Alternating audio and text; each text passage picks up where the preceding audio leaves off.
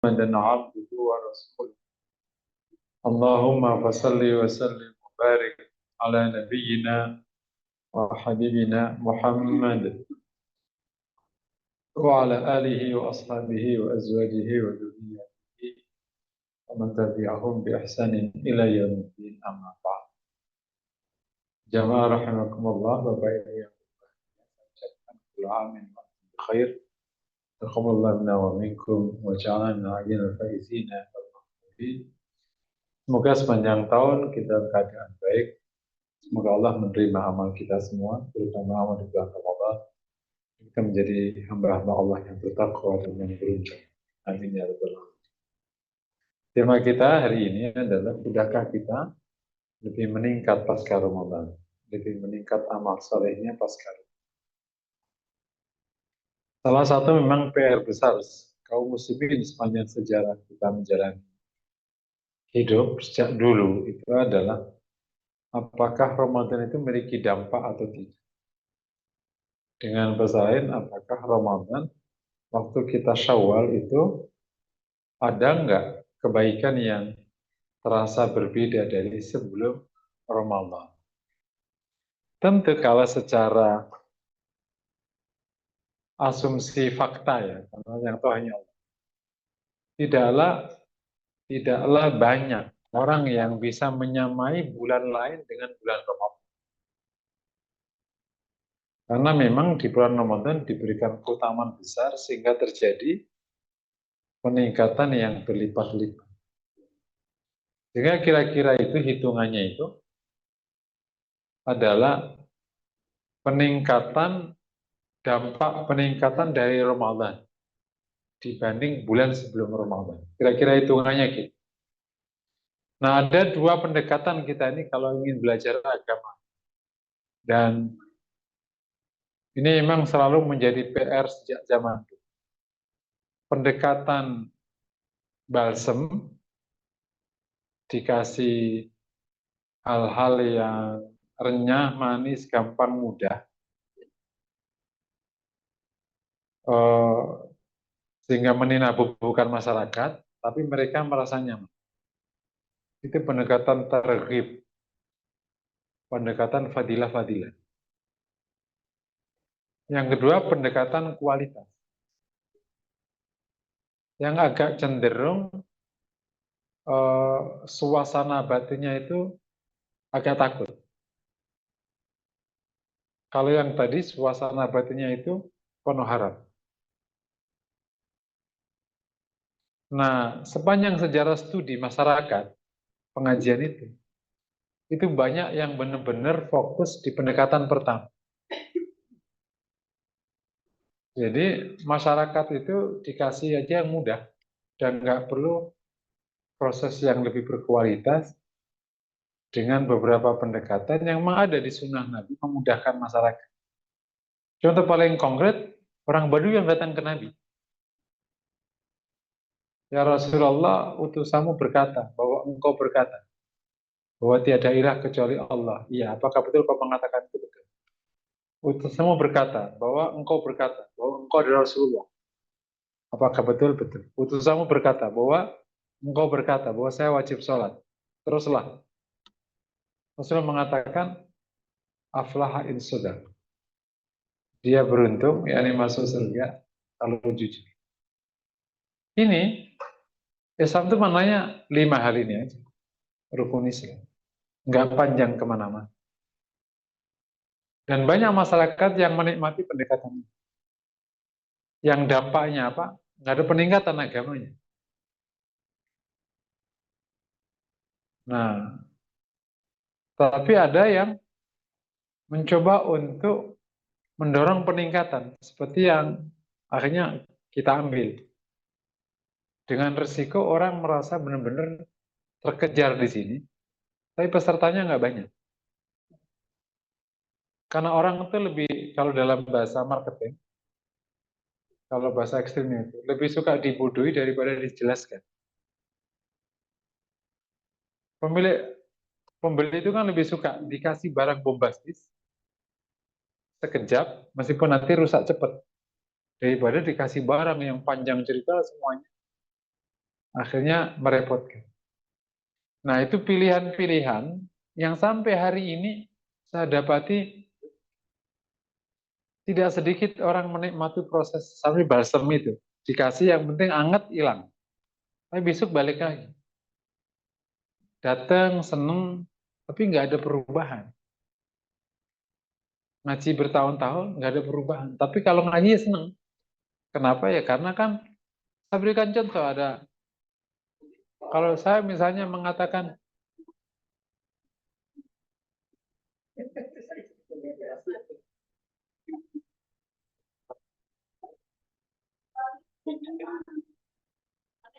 iya kayak gini.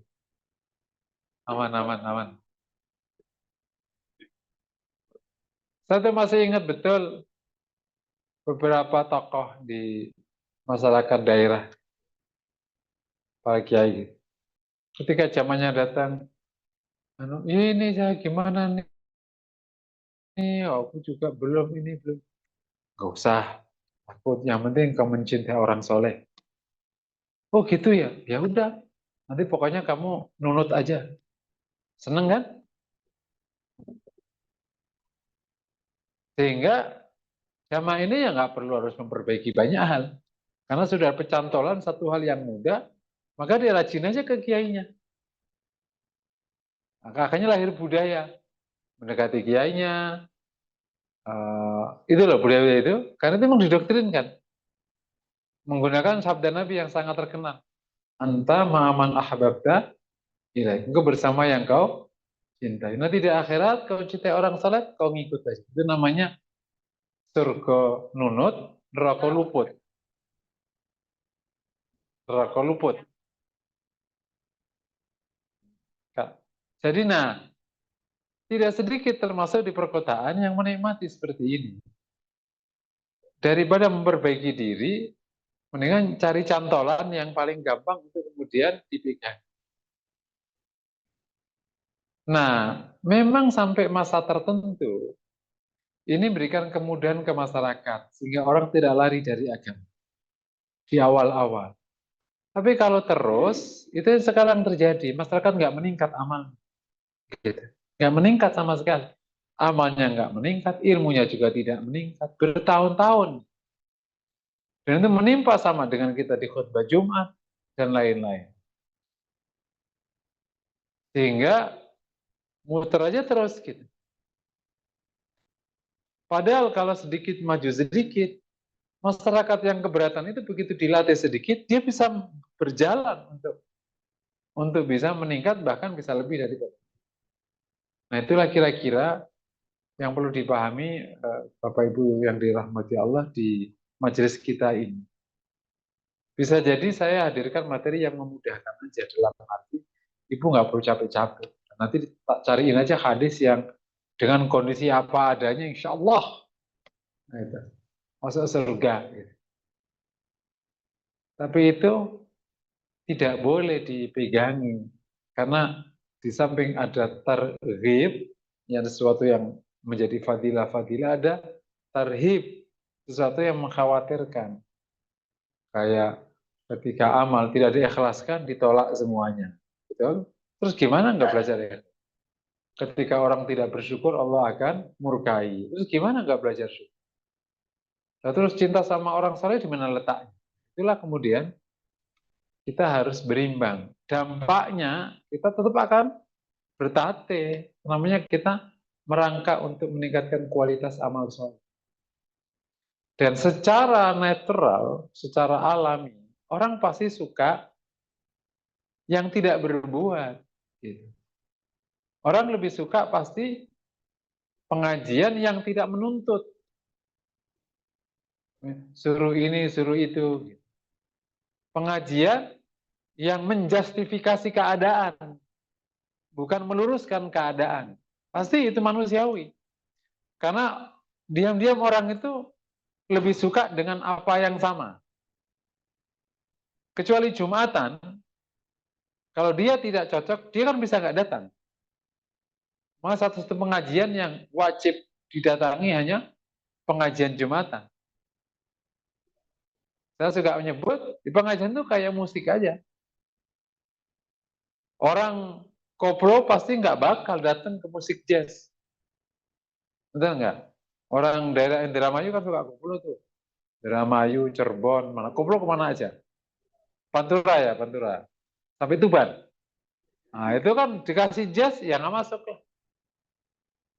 Pasti dia kan pulang. Nah tidak sedikit pengajian itu penyikapannya kayak nonton konser. Oh, saatnya nggak cocok nih, pergi.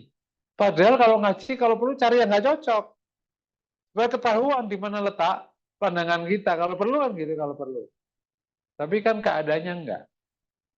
Nah itulah yang kemudian hidayah itu yang memainkan. Bersyukur kita kepada Allah kalau kita itu mau naik kelas. Karena membiarkan masyarakat tidak naik kelas itu sebenarnya kedoliman bagi orang alim. Tapi itu diminati bagi orang biasa. Pengajian saya itu dikritikin sama keluarga saya sendiri. Gitu. Karena ada banyak keluarga saya yang menjadi mubalik. Dan salah satu murid-murid saya, jadi kalau mereka ngaji, dari pengajian saya sekali kan bisa di YouTube, bisa di TV, itu jadi dipakai untuk 10 pengajian. Sekali ngaji yang cuma di tazkiyatun nafas rata-rata. Mereka itu bisa nyanyi. Keluarga saya itu pinter nyanyi pakai nyanyi Roma Irama itu. Terus bisa ngelawak. Bagus-bagus tuh. Memang garger-garger. Aku pernah nelfon kakak saya ngaji ngelawak nih orang. Emang kalau pidato itu baru assalamualaikum aja orang bisa tertawa.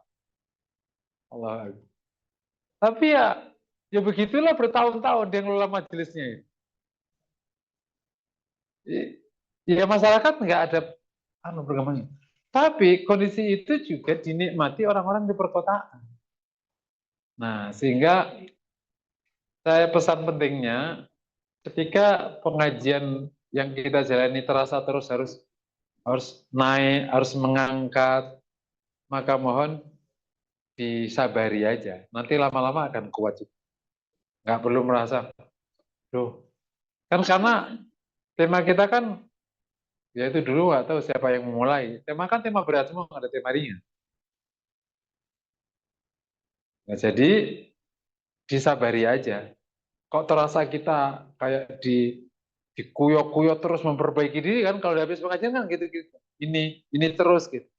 Disabari aja. Nanti lama-lama itu menikmati dunia proses.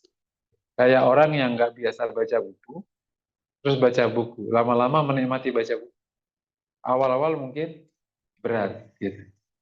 Kalau kan biasa dari SMA ke perguruan tinggi kan beda budaya belajarnya kan, awal-awal pasti berat. Waktu di SMA kayaknya nggak terlalu tekun, oke. Di perguruan tinggi, PR gede, ini banyak, materi banyak, referensi banyak, harus terus sampai kemudian harus mereka di fakultas saya di hadis ya, itu semua hafalan. Walah ya Allah tuh kayak 24 jam nggak cukup kita kira. Tapi lama-lama bisa menikmati.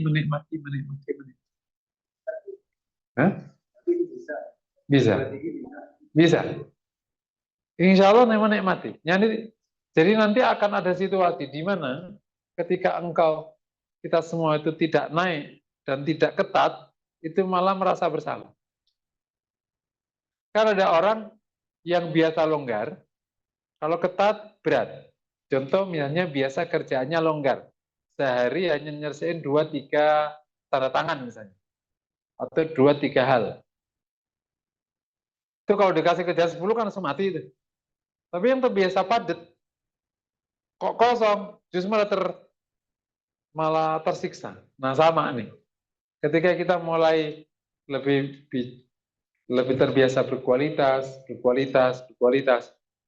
itu justru nanti kalau merasa apa sih jadi enggak ini. Berharap kita semua bisa sabar proses dan Allah mudahkan kita ya. Allah buka pikiran kita, buka hati kita, akhirnya bisa menerima kebenaran dengan sangat baik. Arinal haqqo haqqo. Tampakkan kepada kami kebenaran sebagai kebenaran dan kita bisa menerimanya. Kita juga dijauhkan dari sifat-sifat buruk kayak al-israr bil akhta gitu. Terus-menerus dalam kesalahan. Kan ada situasi kadang, ala udah gini aja, kamu dari dulu emang kayak gini. Gitu. Tapi nggak apa-apa, makanya orang berbuat salah itu boleh, nggak apa-apa. Yang nggak boleh itu kalau justru terus-menerus berbuat salah. Jadi salah nggak apa-apa, selama kita memperbaiki. Jadi ini adalah satu proses meraih hidayah. Semoga Allah nanti selalu membimbing kita dengan limpahan hidayah. Amin ya rabbal alamin. Masuk ke tema. Nah, PR pasca Ramadan itu memang ada di situ letak. Sekaligus juga ngecek kira-kira Ramadan kita kemarin itu berhasil apa. Kita suka mengatakan justru bukti Ramadan itu baik ya di Syawal dan 11 bulan berikut. Karena kalau kita benar-benar mendapatkan hadiah la'allakum tattaqun dan juga dapat hadiah ghufira lahu ma taqaddama min dhanbi, diampuni dosanya yang telah lalu. Itu situasi diri kita luar biasa. Oleh karena itu betapa bahagianya orang-orang mukmin yang kemudian puncaknya di Idul Fitri. Siapa orang yang tidak bahagia? Dosanya dihapus. Siapa yang tidak bahagia? Kualitas dirinya naik tinggi-tingginya. Bayangin ini saya buat ilustrasi simpel aja supaya memahami ampunan sama takwa itu betul-betul. Ada pengusaha bisnis ya, perusahaannya ini punya utang nggak sedikit, hampir pailit. Ya. Kemudian dia sendiri sudah ditolak seluruh bank. Call berapa itu? Call 5 atau 7 atau 8. Pokoknya orang ini sudah blacklist di pasar modal, di investor, di lembaga keuangan. Blacklist. Nah, tiba-tiba kasih program. Kami ada program bagi pengusaha dan perusahaan yang punya masalah selama 1 bulan. Nanti kalau lulus dapat 2. Pertama, seluruh utangnya lunas. Dan yang kedua, merahnya dia itu dihapus, dinaikin langsung ke nomor 1 yang sangat potensial untuk diinvest. Programnya harus clear. Jadi ya. Bagi orang yang punya kepentingan menyelamatkan perusahaannya, menyelamatkan nama baiknya, tertarik? Tertarik. Dan akhirnya dia ikut program sebulan sama dari Oji. Setelah selesai, dia ngajuin investasi. Ditolak, berarti dia lulus apa enggak? Ternyata habis ikut itu, tuntutan pengembalian utang datang bertubi-tubi. Lulus enggak berarti? Tapi kalau begitu dia selesai OJK, ternyata langsung ada surat. Engkau ada naik, namamu sudah diperbaiki, udah nggak merah lagi, dan perusahaanmu udah lunas. Akhirnya maju selangkah, coba deh aku maju ke bank, ngajuin pinjaman 500 juta. Disetujui. Itu bukti bahwa orang ini lulus. Betul ya? Simpel cara memahaminya. Kalau kita mendapatkan takwa dan kita dapat ampunan Allah, pasca Ramadan itu situasinya beda. Situasinya beda.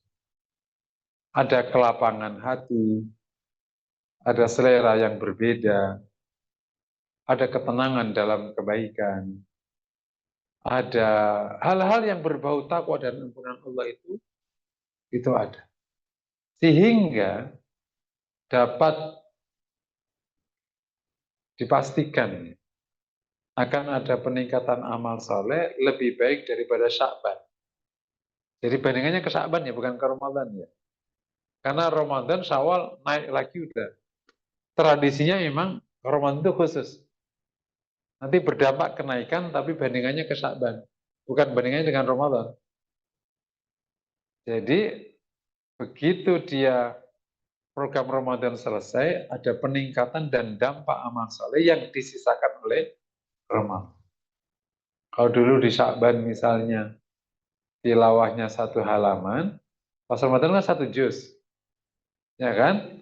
Syawal 2 halaman. Nah gitu. Paham kira-kira?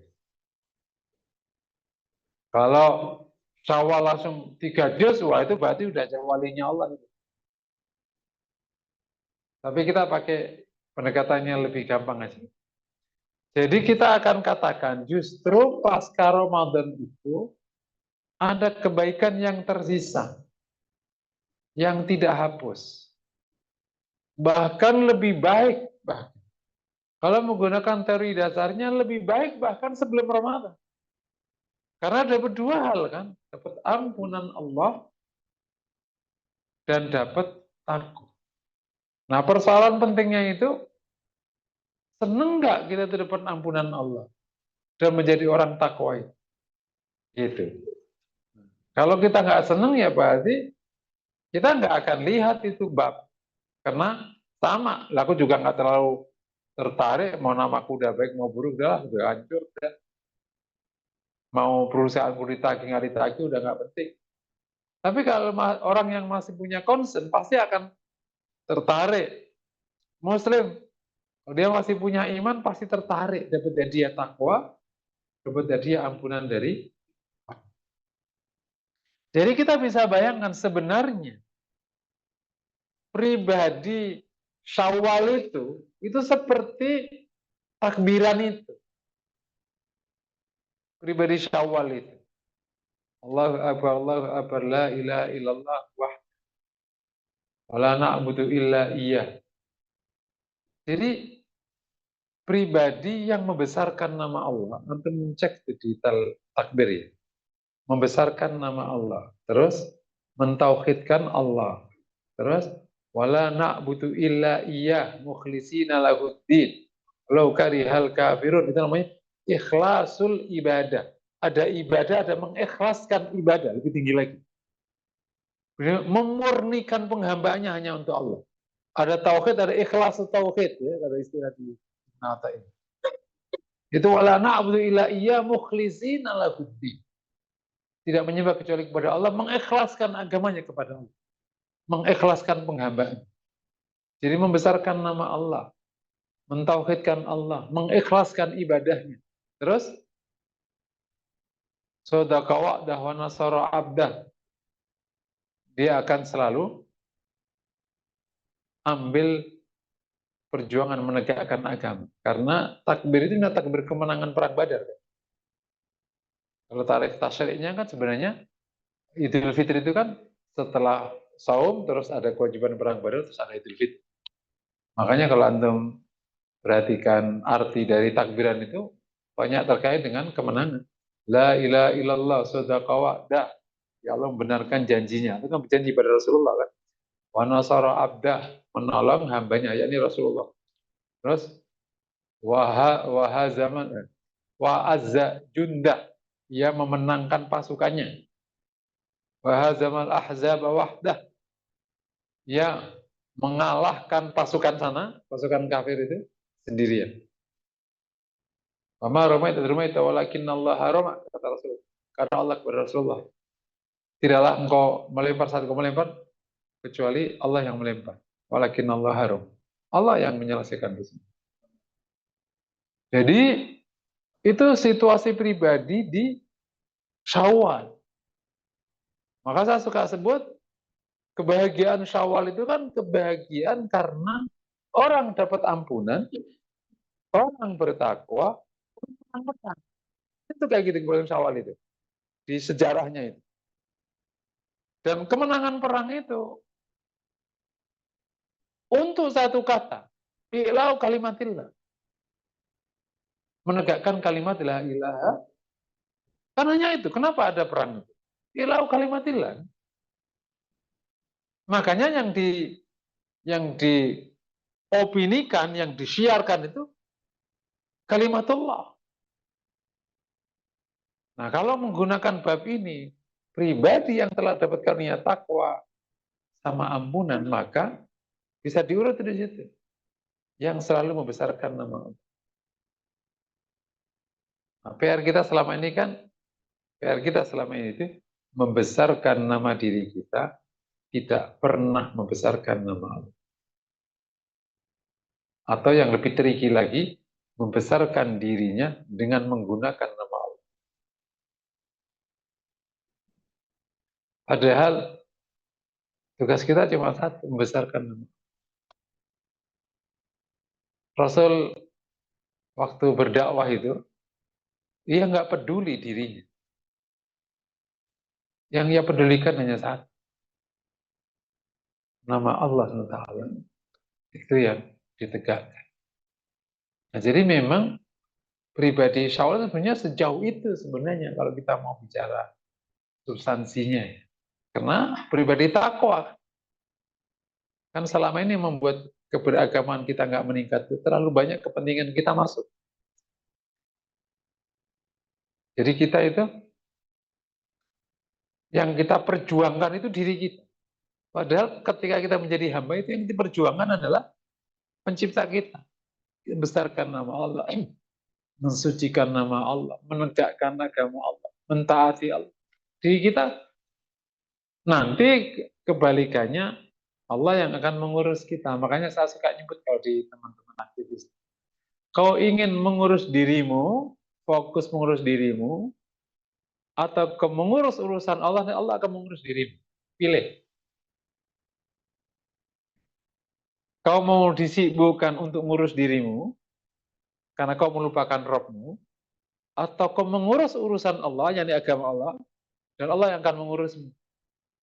Ikhfadillah yakfadka. Makanya sebenarnya doanya kan aslih li sya'ni kullah wala takilni ila anfusina tarfatai. Jangan serahkan diriku kepada diri. Jadi sebenarnya transaksinya kan seperti itu. Nah, di Ramadan itu, di puncak di Syawal itu dikembalikan ke transaksi ini sebenarnya. Makanya fokus utamanya membesarkan nama Allah Subhanahu wa taala. Nah, terus kemudian tauhid.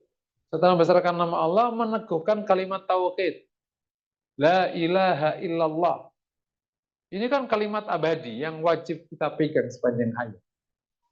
Semua yang kita lakukan dalam rangka tahqiqu makna la ilaha illallah.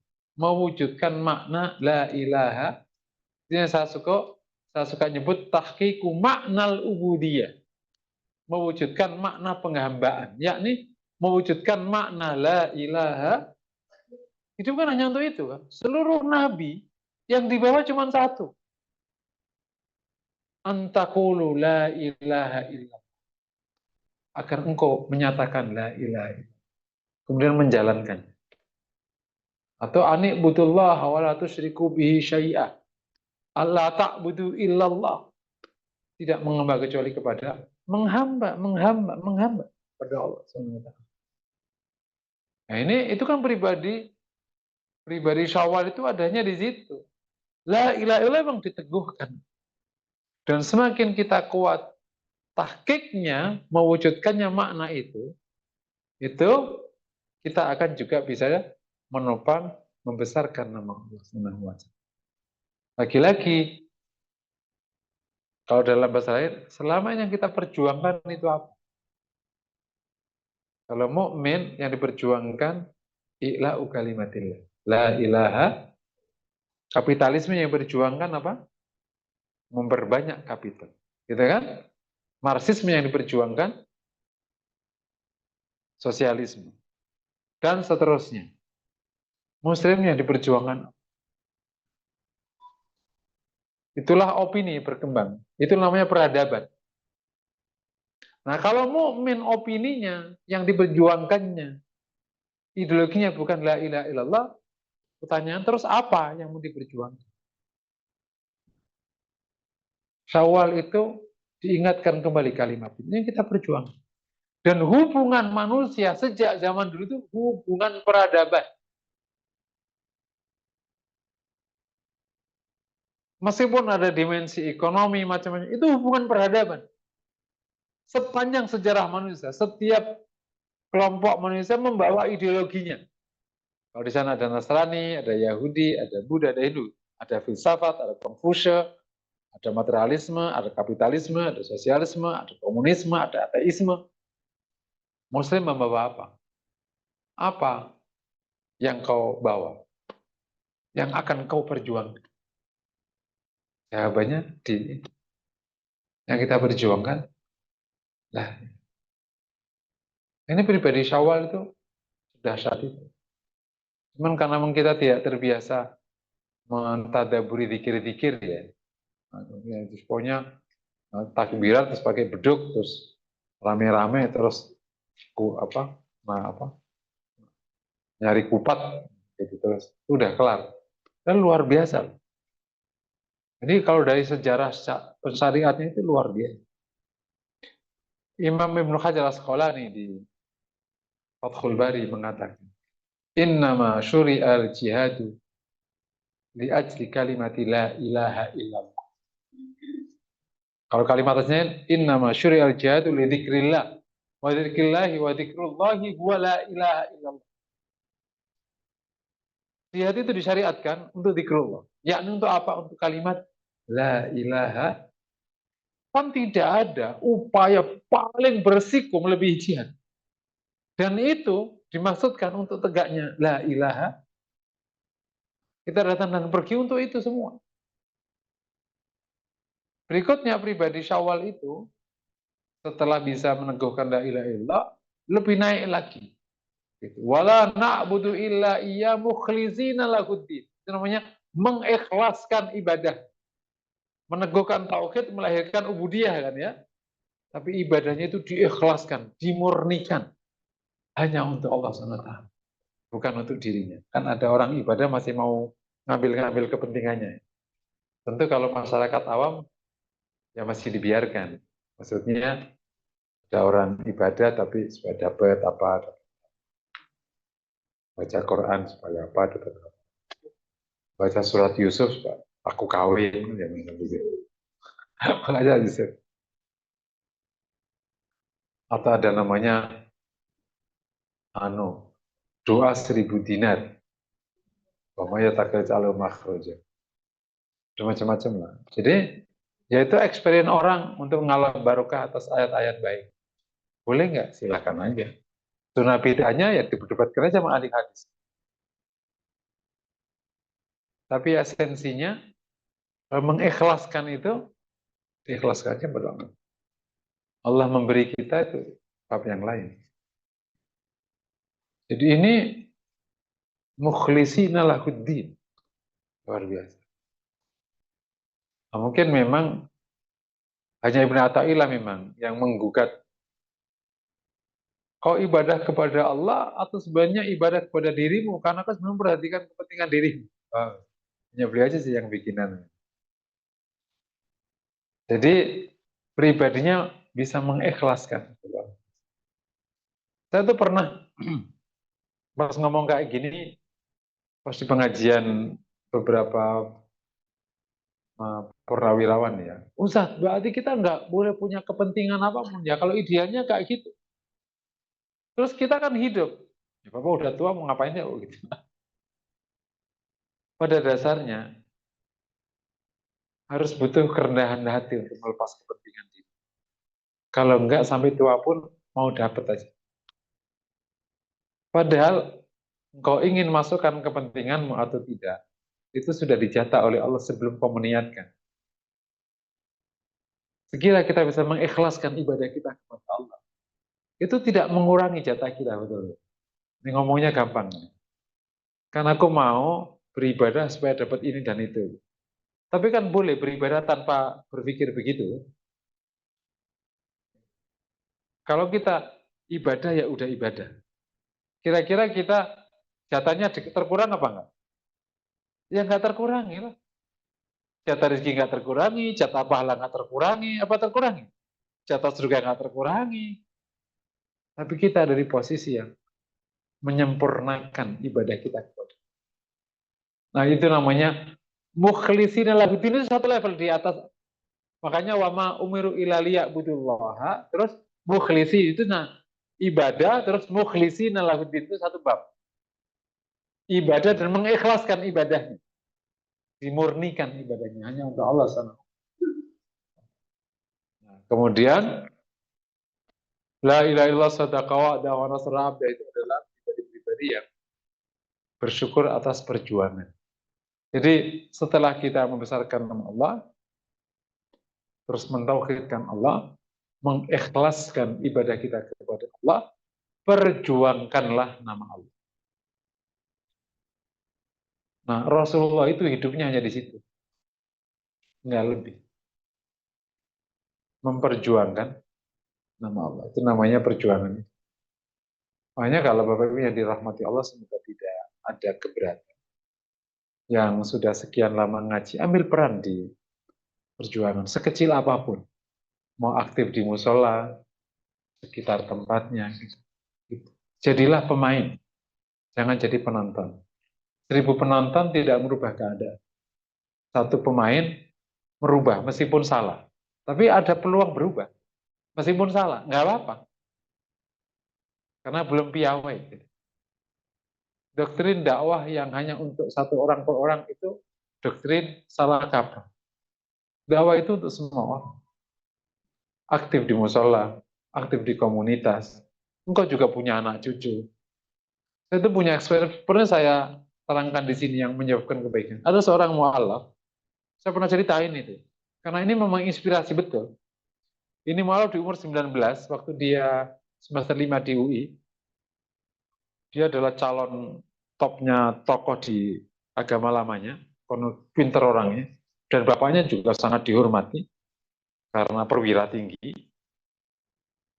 dan penembak jitu, jadi sangat dihormati. Nah, entah saking kritisnya malah masuk Islam, karena setiap nanya pusing itunya si gurunya itu, pendetanya. Akhirnya dimasukkan ke belakang, didoain jangan sampai nanya. Ya karena gitu dia malah nggak puas kan, malah akhirnya belajar Quran, intinya masuk Islam. Dia masuknya diam-diam karena takut sama bapaknya. Setelah 3 bulan kedapatan bapaknya tahu dia sholat, ditembak seketika. Karena bapaknya yang penembak jitu.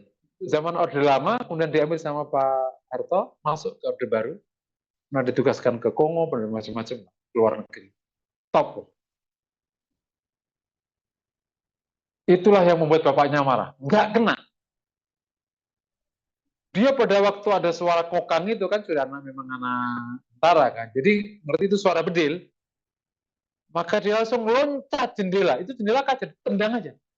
Mungkin sudah saking ingin selamatnya, dia udah nggak tahu diri, loncat, itu berdarah. Loncat, pas gitu langsung loncat, jendela ditendang, dia bisa keluar, dia lari, ini masih berdarah, akhirnya bisa naik kereta. Lari tapi naik kereta, akhirnya dia sampai ke Surabaya. Selamat aja. Udah, terus gimana caranya dia bisa balik ke Jakarta lagi, tapi ini masih darah-darah. Akhirnya bisa balik ke Jakarta lagi, dan akhirnya dia datang ke Dewan Dakwah. Masih ada Pak Nasir almarhum menghadap. Pak Nasir kan meninggal 90 sekian kan. Ya, beliau sebelum itu, tahun 80-an masuk sini. Menghadap Pak Nasir, akhirnya dijagain, diselamatin, sudah tenang, dikasih tempat, terus mulailah ngurus. Kan dia masih di semester 5 di UI. Setelah sudah agak tenang, di UI ternyata datanya udah nggak ada. Udah diambil bapaknya sini. Kami dulu mahasiswa di sini, datanya mana? Nggak ada. Udah, nggak usah kuliah. Ini oleh Pak Nasir akhirnya dititipkan di salah satu koleganya kerja.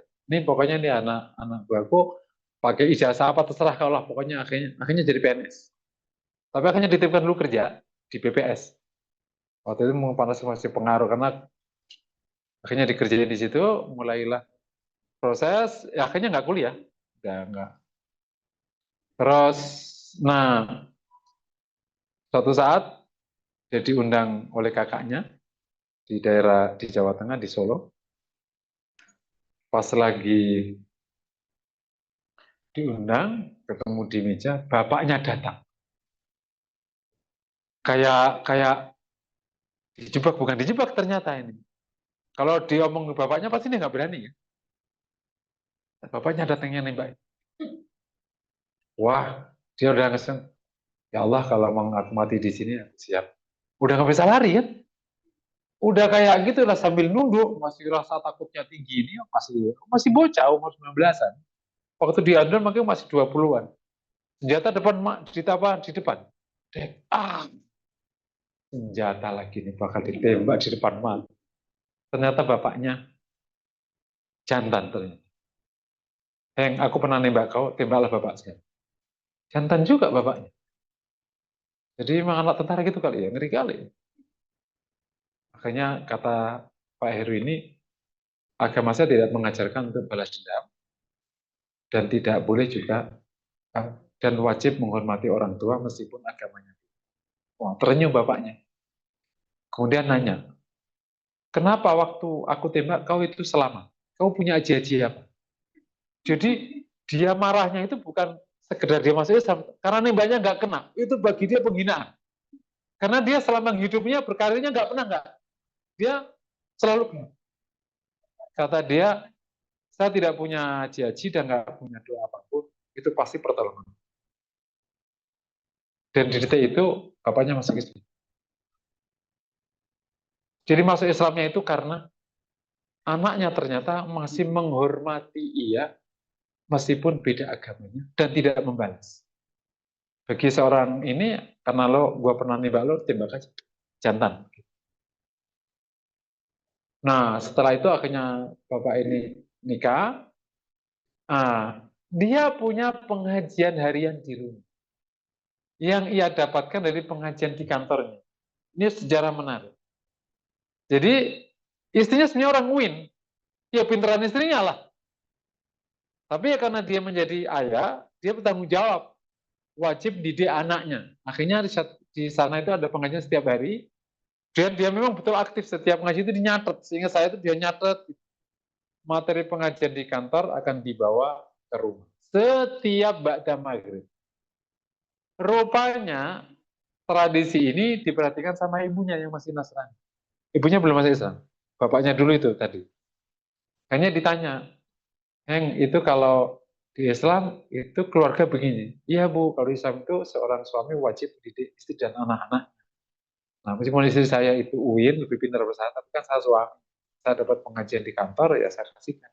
Oh, bagus ya, gitu. Terus dia ikut-ikut, lama-lama setelah 3 bulan, setengah dua malam, dia ngetok pintunya, Heng, ada mekena nggak? Lah, ibu mau ngapain mekena? Aku mau sholat. Ibu mau ngapain sholat? Akhirnya aku udah masuk Islam. Masya Allah, berarti dia sadar duluan. Dan disitulah, kenapa ibu masuk Islam? Aku tertarik caramu mengelola keluargamu yang tidak aku dapati di anak-anakku yang lain. Bahwa bagi ibunya, anak muslim ini ternyata mendidik keluarganya begitu. Suaminya ngedidik, suaminya ngasih materi. Bagi dia, ini keluarga yang bisa dipertanggungjawabkan. Gitu. Jadi maksud saya ini kisah ini menginspirasi. Mu'alaf ini memberikan contoh ke kita. Yang mu'alaf aja, itu ngedidik keluarganya. Jadi Bapak Ibu yang sudah ngaji lama, didiklah keluarganya. Duduk gitu. Experience ini dicontoh oleh, kadang memang nyuta obat itu lebih berani ya, malah daripada yang udah lama-lama kan. Ada nyuta obater itu salah satu pegawai di Antara. Dulu biasalah anak muda gitu. Terus taubat serius taubatnya. Nah dia setiap pagi itu bacain Riyadhus Shalihin kayak isinya. Karena dia nggak bisa masih materi dibacain aja. Isinya waktu itu belum hijab. Itu nyibir.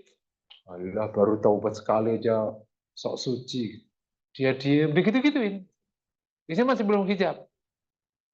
Ya udah biar nggak apa-apa lama lah aku ini anak-anak biar inilah. Tapi betul masih ditentang, tapi dia komit aja. Sampai setelah 3 bulan, istrinya yang berhijaban itu mulai buka kamar, ikut dengerin. Suaminya bilang, kalau mau dengerin sini aja, nggak usah di kamar, nggak usah malu-malu. Nah, singkat cerita, setelah 6 bulan, istrinya hijaban, terus akhirnya taubat, terus anaknya juga sangat luar biasa. Jadi sebuah bacaan kalimat baik di rumah itu ada sejarahnya dan baik sekali hasil. Itulah salah satu disebut dengan peran untuk menegakkan kalimat Allah. Jadi di rumah, di lingkungan, dimanapun, ambil peran sekecil apapun.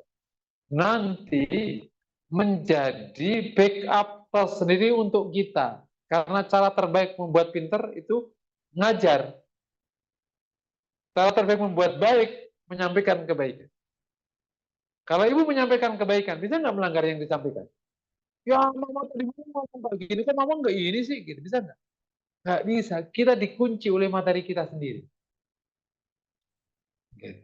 Begitu Bapak menyampaikan satu hadis, kira-kira bisa nggak kita bergoyang dari hadis itu? Otomatis terpaksa mengerjakan. Terpaksa. Saya ada tetangga, ia berhenti merokok bukan karena kesehatan, karena ditentang oleh anak. Jadi dia marah, anaknya yang masih kecil itu merokok. Masih sanawi ya, SMP. Merokok. Marahlah dia. Kecil merokok. Anak jawabnya, lah bapak merokok. Masa dia merokok? Lo kamu masih kecil. Apa bedanya kecil sama tua? Nah, bapak yang nggak terima kehormatannya, sejak sekarang aku berhenti merokok. Ya udah, aku juga berhenti. Akhirnya dia berhenti merokok gara-gara dia ngajarin anaknya tidak merokok. Jadi cara terbaik membuat kita baik, ajari kebaikan. Jadi kami ulangi lagi ya, itu pribadi Syawal itu kira-kira kalau dirunut di takbirannya itu dahsyat. Jadi memang dapat di apa ya, bukan diasumsikan tapi dapat dipastikan akan ada kebaikan yang luar biasa di Syawal itu, di banyak kebaikannya. Nah, makanya tradisi yang dikembangkan oleh para ulama sini di zaman Sunan Bonang itu ada halal lebih halal dan seterusnya. Dan itu kan sebenarnya ada satu milestone supaya tidak drop. Kan langsung ada pengajian terus kan. Jadi setelah Ramadan halal bihalal, halal bihalal, halal bihalal. Isinya kan sebenarnya pengajian. Jadi milestone-milestone yang dibangun secara tradisi untuk tidak membuat kita drop. Cuman secara perlahan bergeser akhirnya. Sehingga malah drop karena terjadi urbanisasi, ya kan? Akhirnya terjadi hiburan, akhirnya kemana-mana. Gitu. Padahal nggak gitu aslinya. Jadi kami ulangi, secara teori, pribadi bulan Syawal itu pribadi yang sudah membawa modal besar, takwa dan ampunan Allah, dan juga pribadi yang memiliki 4 kualifikasi tadi. Besarkan nama Allah, tauhidkan Allah, mengikhlaskan ibadah, memperjuangkan agama Allah, maka amalnya mestinya lebih baik, bukan drop. Kalau kejadiannya drop, justru. Kalau kejadiannya drop justru, terkadang malah situasi mental tuh, alhamdulillah udah selesai Ramadan. Jadi udah plong gitu kan.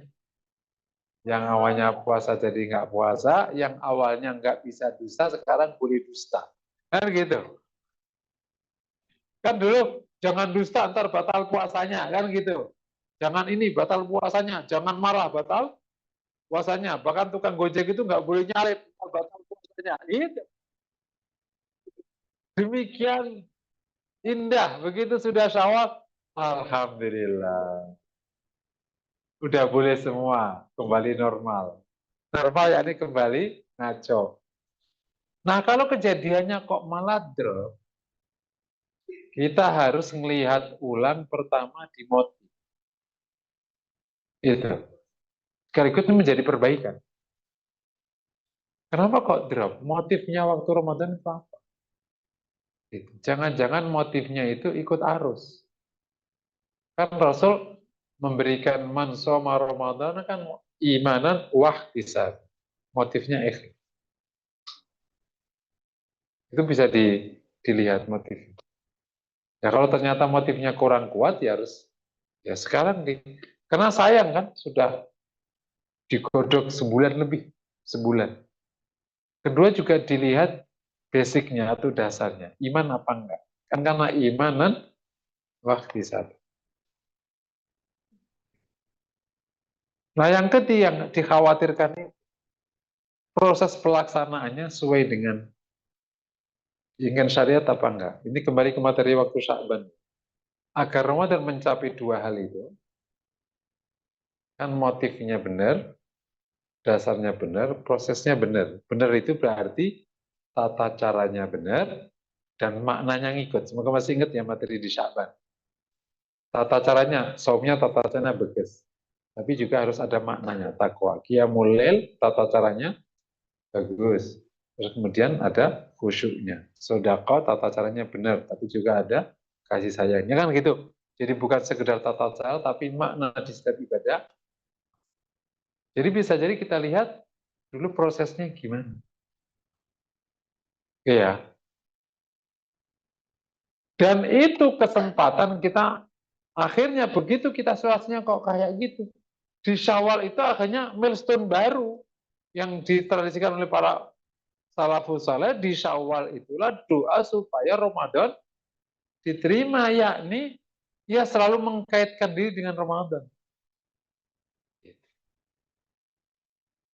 Kalau kita berdoa supaya Ramadan diterima, sementara kita khawatir nggak diterima, berarti lahir evaluasi kan berarti. Yang nanti bisa dipegangi untuk Ramadan yang akan datang. Karena sebentar lagi ada milestone baru lagi yang tinggi namanya Idul Adha. Jadi kalau di dalam strategi itu kan nanti adanya milestone kan. Agama juga kasih milestone. Muharram, nanti apa? Ketemu apa namanya? Rabiul Awal, nanti ketemu Rojab, Sya'ban, Ramadan, itu langsung naik. Terus Dzulhijjah. Nah, itulah milestone amal soleh. Jadi kamu ulangi lagi. Kalau kejadiannya kok malah drop, nah berarti ini harus dilihat ulang betul. Kenapa standar? Ya kalau kita sedang habis training ya dilihat ulang. Inilah yang saya suka sebut salah itu boleh. Yang nggak boleh itu justru at-tamadi fil akhta, mokong, yakni terus-menerus dalam kesalahan. Oh ada yang salah, nggak apa-apa, diakui aja. Nanti diperbaiki lagi. Nanti salah lagi, diakui aja, diperbaiki lagi. Salah lagi, diakui aja, diperbaiki lagi. Nggak usah bluffing. Karena mukmin sifatnya cuma di situ bedanya sama orang kafir sama orang munafik. Kalau kafir nentang, kalau orang munafik nyari justifikasi. Karena mukmin ngaku aja. Dan itu nggak apa-apa, nggak menghilangkan kemuliaan. Jadi ada mungkin dilihat motifnya, dilihat dasarnya, dilihat proses. Dan disitulah sebenarnya akhirnya memicu kita kembali naik lagi karena kita mau melakukan itu. Jadi dengan cara melakukan itu menjadi modal kita meningkat kembali. Karena pasti akan ada nyesal kalau nggak ketemu, ya Allah sayang. Atau bersyukur ketika semoga baik.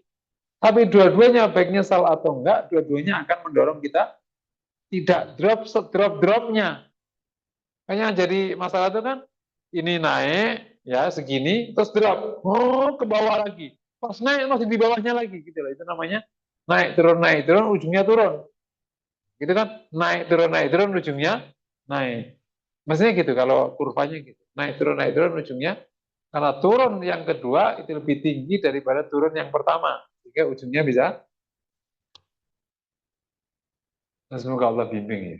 Karena itu memang PR besar kita semua kaum muslimin di masa-masa ini.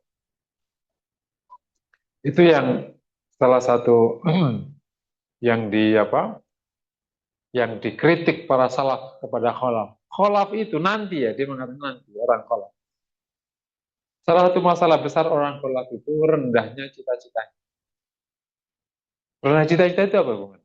Nah, bukankah kita ini tinggi cita-cita kita? Mau ke Mars, mau ke mana-mana. Nah, cita-cita selama masih di dunia itu namanya rendah. Karena dunia disebut dunia karena dana itu dunia, maknanya dekat, rendah. Cita-cita tinggi itu kalau sudah melepas dunia. Melampaui dunia, baru namanya tinggi. Hasanah fil akhirah, mardatillah, itu namanya cita-cita tinggi. Nah, orang kholaf itu dikhawatirkan cita-citanya rendah, sehingga waktu melaksanakan kebaikan itu tidak menikmati. Karena bukan cita-citanya. Karena tidak menikmati, sehingga kualitasnya nggak kunjung dapat. Itulah salah satu yang. Sehingga begitu tidak taat, itu plong. Bukan kebalik. Karena aslinya kan kalau taat, itu plong. Sholat itu justru saat paling terindah. Kalau perlu sujud terus, nggak mau bangkit-bangkit. Saking tenangnya, saking nikmatnya. Nah, kalau orang di luar cita-citanya, sujud itu paling berat, makanya cepetan. Nyuk langsung gitu. Nyuk gitu, kayak burung ngambil air ikan di laut. Nyut gitu. Karena bukan cita-citanya. Tidak menikmati ibadahnya. Nah, kekhawatiran itu bisa ditaruh agar nanti kita terus bisa perbaiki, perbaiki, perbaiki. Karena tidak ada hari kecuali kita harus memperbaiki diri. Dan apapun yang terjadi, yang pertama tetap semoga amal kita yang kemarin 3 bulan Ramadan diterima oleh Allah SWT. Apapun yang terjadi, kita tetap berharap dapat ampunan Allah. Apapun yang terjadi, semoga sifat takwa itu ditempelkan Allah ke hati kita semua. Nah, oleh karena itu, ya, mau kita merasa drop atau situasinya sudah agak bertahan, pesan pentingnya tetap di bulan Syawal tetap harus ada peningkatan. Karena cara supaya pesawat itu tidak jatuh, itu naik. Betul kan? Pesawat itu kalau misalnya di awal landai jatuh nggak gitu? Harus naik. Jadi ada satu treatment. Cara bertahan itu justru naik. Kalau perusahaan itu dibuat datar, itu jatuh. Karena kalaupun nggak naik, minimal datar. Jadi cara terbaik untuk bertahan itu justru naik. Nah, kalau kita naik, itu minimal bertahan. Kalau nggak mau naik, otomatis turun. Jadi apapun yang terjadi, pesan penting di bulan Syawal ini, mau kita merasa tadi ada situasi kok malah tidak, kita harus naik. Mau kita ada apapun kita, dan bagi mukmin kan yang dikerjakan yang akan datang, yang sudah berlalu, berlalu. Gitu. Sekaligus ini proses pembuktian, sekaligus ini proses yang memang akan kita raih kembali untuk milestone di Dzul Hijjah. Gitu. Karena ada milestone 1 bulan lagi atau 2 bulan ketemu Dzul Hijjah. Itu akan ketemu kalau kita punya Ashraf al-awakhir, 10 Ramadan terakhir, Dzul Hijjah punya 10 awal Dzul Hijjah. Sama anunya. Ya tentu tidak sepersis 10 Ramadan terakhir ya. Itu sama, 10 Ramadan terakhir ini ketemu 10 Dzul Hijjah awal. Sama, dorongan beramal ini juga luar biasa. Nah, beberapa Bapak Ibu yang dirahmati Allah, amal soleh yang bisa mendapatkan penekanan, itu yang pertama adalah kita mulai dari yang paling ringan, adalah siam. Urut aja urut ya, siam. Jadi minimal ada puasa yang dikerjakan, tidak loss. Ya, makanya ada Syawal dan yang lain. Kenapa? Kalau tidak ada yang dikerjakan, nanti akhirnya dropnya itu terasa. Kemarin full, masa sekarang 1 hari aja enggak. Yang kedua, nah ini bab Qiyamul Lail. Kemarin kita Qiyamul Lail ini kan Masya Allah, bulan penuh. Bahkan di 10 Ramadan terakhir lebih banyak karena ada taraweh, ada Qiyamul Lail. Istilahnya kayak gitu ya. Sama-sama qiyamul lail. Bagi yang sholat tasbih, ada sholat tasbih. Nah, di Syawal ini minimal lah di bulan ini ada qiyamul lail. Jangan sampai kosong. Syukur seminggu sekali. Syukur 3 minggu, 3 hari sekali. Syukur ya setiap hari. Caranya ikuti tata cara terawih. Udah itu paling gampang. Kenapa orang bisa rajin qiyamul lail pas Ramadan? Karena terawihnya ditaruh pada Isya. Itu benernya para kiai itu udah cocok gitu. Kalau tradisinya qiyamul lailnya sepertiga malam, nggak akan orang ada terawih. Itu kebaikan yang sangat cocok untuk umat Rasul belakang. Coba kalau misalnya qiyamul lailnya ditaruh seperti yang Rasul taruh. Kuat nggak kira-kira?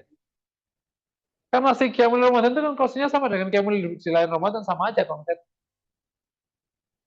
Di zaman Umar lah dibangun tradisi itu, dan itu yang menolong kita semua. Itu taufik dari Allah kepada Umar bin Khattab radhiyallahu. Saya suka sekiranya waktu itu Umar tidak mendorong jamaah di awal Ramadan, di awal waktu, qiyamul lail dibiarkan kayak zaman Abu Bakar, mungkin ya orang nggak qiyamul lail. Gimana mau qiyamul lail? Orang datang jam 12 malam dari kantor terus tidur. Itu kapan qiyamul lail? Tapi karena ada tradisi terawehan ba'da sholat Isya, terus berjamaah, terus rame, terus syiar, nah jadilah budaya yang nggak bisa dihentikan. Hendaknya qiyamul lail. Seluruh dunia Islam seakan-akan terawih itu lebih wajib daripada sholat Isya-nya. Ya kan gitu. Udah terawih belum, astagfirullah gitu. Nah, belum Isya. Jadi saking kuatnya terawih. Nah, kita bisa qiyamul lail terawih itu langsung baca Isya. Gitu. Ikuti aja persis. Baca sholat jamaah Isya, terus dia, terus langsung berdiri qiyamul lail. Sama.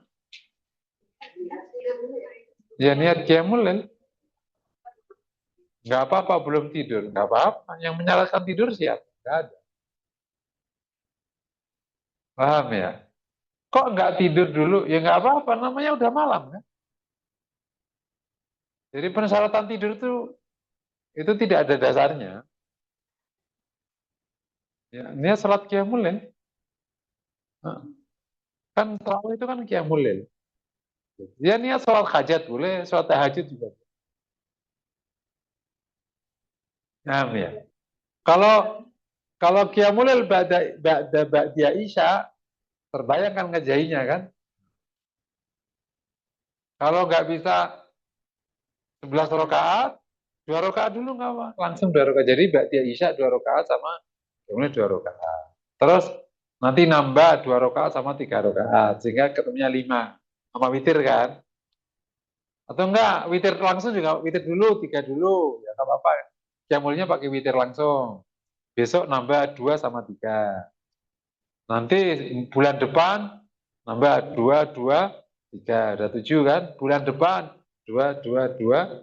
Ya udah 9. Terus itu kan setengah jam. Jadi kalau kita bisa qiyamul ba'da Isya, itu insya Allah akhirnya sering. Nah, jadi beramal tuh nggak usah yang ideal dulu, yang bisa aja dulu, nggak apa-apa. Yang penting 2 rakaat dulu, nggak apa-apa. Tapi lama-lama sudah dipahami ya. Jadi sudah diinjeksikan kebaikan. Jadi nggak perlu nunggu tidur, nggak perlu, nggak, langsung aja. Namanya, kita pernah mengatakan di sini ya, qiyamul lail itu sholat sunnah yang dikerjakan ba'da Isya. Ya, kayak bis malam, ingat kan? Bis malam itu bis yang keluar ba'da maghrib. Namanya macam-macam, ada Haryanto, ada Santika, ada Mujijaya, ada Budiman kalau dari atas. Kan? Sama. Qiyamul lail itu seluruh sholat ba'da Isya itu namanya qiyamul lail. Ada hajat, ada taubat, ada istikharah, ada tahajud, ada apa lagi? Terserah. Itu namanya sholat qiyamul lail, sholat malam, bis malam. Tujuannya beda. Sebagaimana ada sholat malam, qiyamul nggak ada sholat siang. Sama, ada bis malam tapi nggak ada bis yang sama, itu ilmunya dari sholat malam.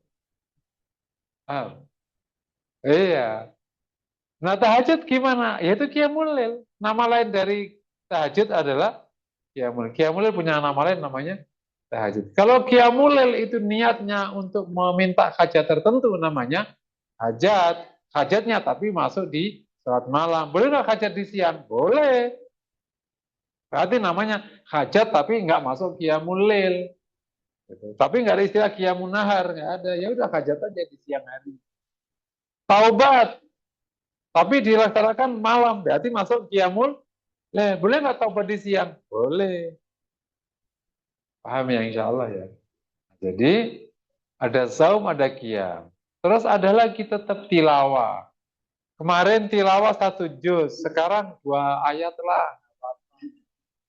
Yang penting baca. Apa?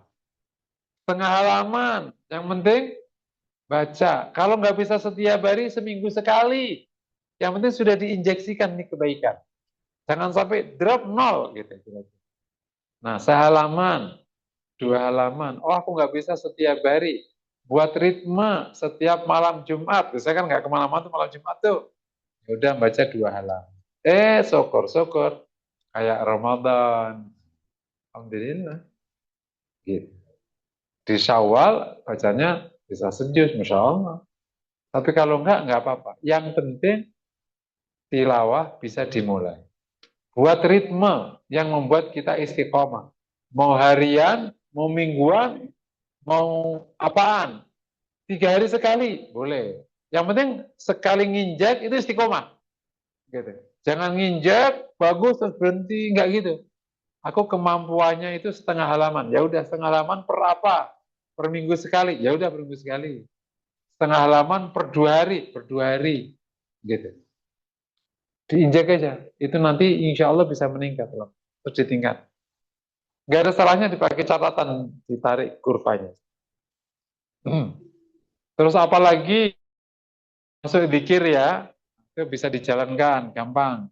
Sambil jalan sambil apa. Sama dari yang kecil-kecil dulu. Zikir 30 kali atau 20 kali dulu atau 10 kali dulu, yang penting zikir dulu nih. Udah 10 kali dulu. Apa? Sedekah bisa dijalankan ya. Jadi ini kebajikan-kebajikan yang agak sudah di depan mata, dikerjakan aja. Ya ada zikir, ada sedekah. Mau itikaf, oh Masya Allah. Itikaf bagi laki-laki ya pas sholat jamaah, pas sholat Jum'ah, gitu. Dan lain-lain. Diteruskan. 4-5 amalan masih bisa dipertahankan. So, ya, itu amalan yang bersifat zahir. Kemudian yang kedua, sambil amal zahir dijalankan, amal hati, kan sudah dapat pelajaran di Ramadan, yang pastilah ada situasi takut Allah. Itu kan ada tuh biasanya itu waktu Ramadan.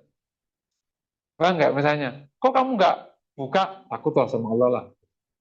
Kok kamu enggak mokel? Adalah suasana kayak gitu ya. Dan lain-lain.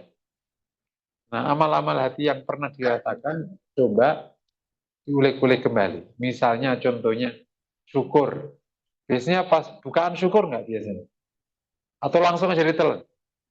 Biasanya pasti ada suasana, Alhamdulillah, nelen, air kayaknya sudah lega, dinaikin. Sabar biasanya sering, nahan marah, nahan ngomong kasar. Itu kan Ramadan tuh biasanya. Dicoba nggak apa-apa. 1-2 amal hati yang sudah mulai muncul, diris kembali, dijalankan, dilatihkan kembali. Sambil jalan.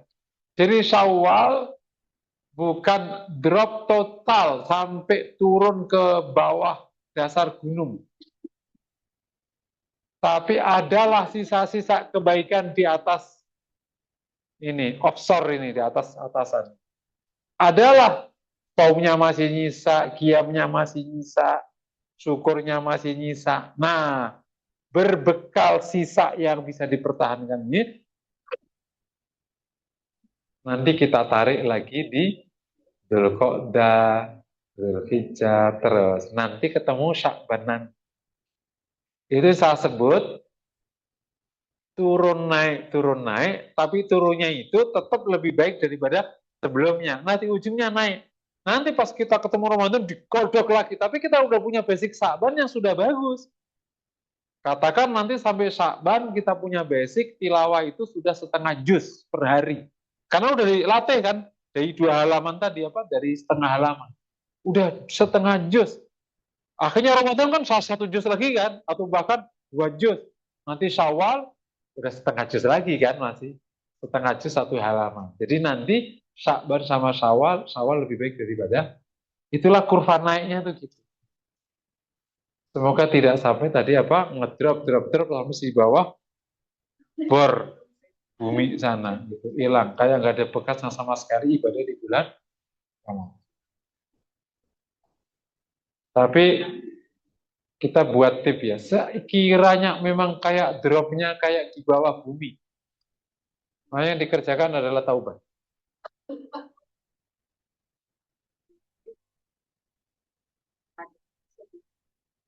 Boleh, boleh, tapi jangan witir lagi. Nah, sekiranya emang ngedrop gimana? Emang kayak lunglai gitu, kayak udah plong Ramadan. Kan tahu lunglai ya? Kayak udah kayak mau nebus gitu ya. Kemarin kan kayaknya apalagi yang sebelum Ramadan terakhir kan kurang tidur ini apa. Kayak makan nggak enak, sahur juga tinggal secendok, kurma doang, sama madu doang, makan buka juga sekarang mau ngelepas makan apa aja. Maka harus dikuati taubat. Supaya ngedropnya nggak terus ke bawah. Taubat itu nahan ngedrop. Taubat terus kan kalau gitu kan kalau turun kan ditahan dulu, dinaik dikit-dikit. Jadi kalau terasa kok terlalu ngedrop, maka tetap taubatnya harus dikuatin nggak apa-apa. Nanti lama-lama hati kita kedidik. Nanti lama-lama naik lagi. Emang kayak gitu. Kita harus ngelola diri kita dengan cara indah. Jangan dipaksa, jangan disakiti, tapi jangan dibiarkan. Menyakiti dia patah. Nanti malah benci kepada kebaikan.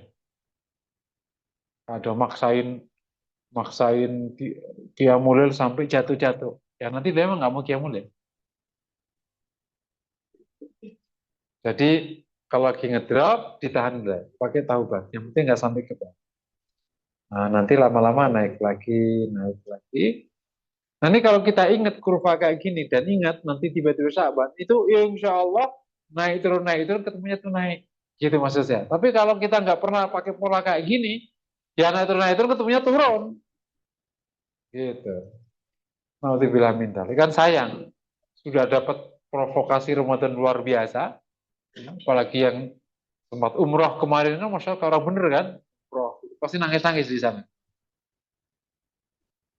Orang Ramadan umroh dapat dipastikan sampai di rumah itu jam 1 dan jam 3 udah masuk ke masjid lagi. Keren kan? Luar biasa kuatnya orang ibadah waktu. Bahkan nggak sedikit yang nggak ke hotel. Udah di situ-situ aja lah. Etika. Nah, seindah itu terus tiba-tiba pas Syawal langsung drop. Kan sayang kan kayak nggak ada bekasnya. Nah, di sini. Mungkin demikian materi yang dapat saya sampaikan. Kamu ulangi lagi. Jadi kalau ada memang turunan maka nahannya pakai taubat. Taubat setiap hari 100 kali itu sesuatu yang harus terus dibiasakan. Tidak boleh. Mungkin demikian. Kalau ada pertanyaan dipersilakan. Wassalamualaikum warahmatullahi wabarakatuh.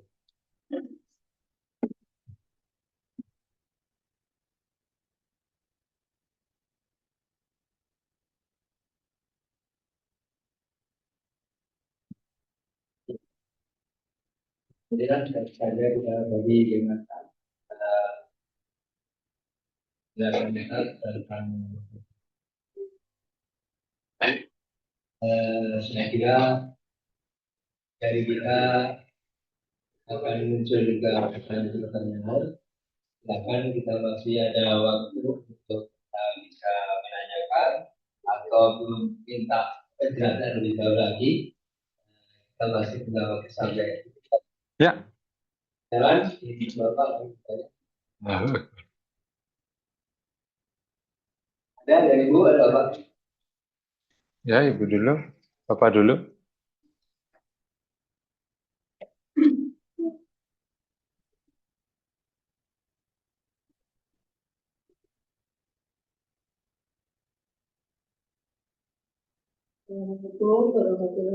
Waalaikumsalam.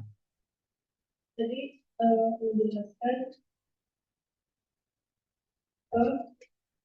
yang ada 4 ayat kan yang jelas yang selalu menjalankan Allah, Iya, melakukan ibadah, melakukan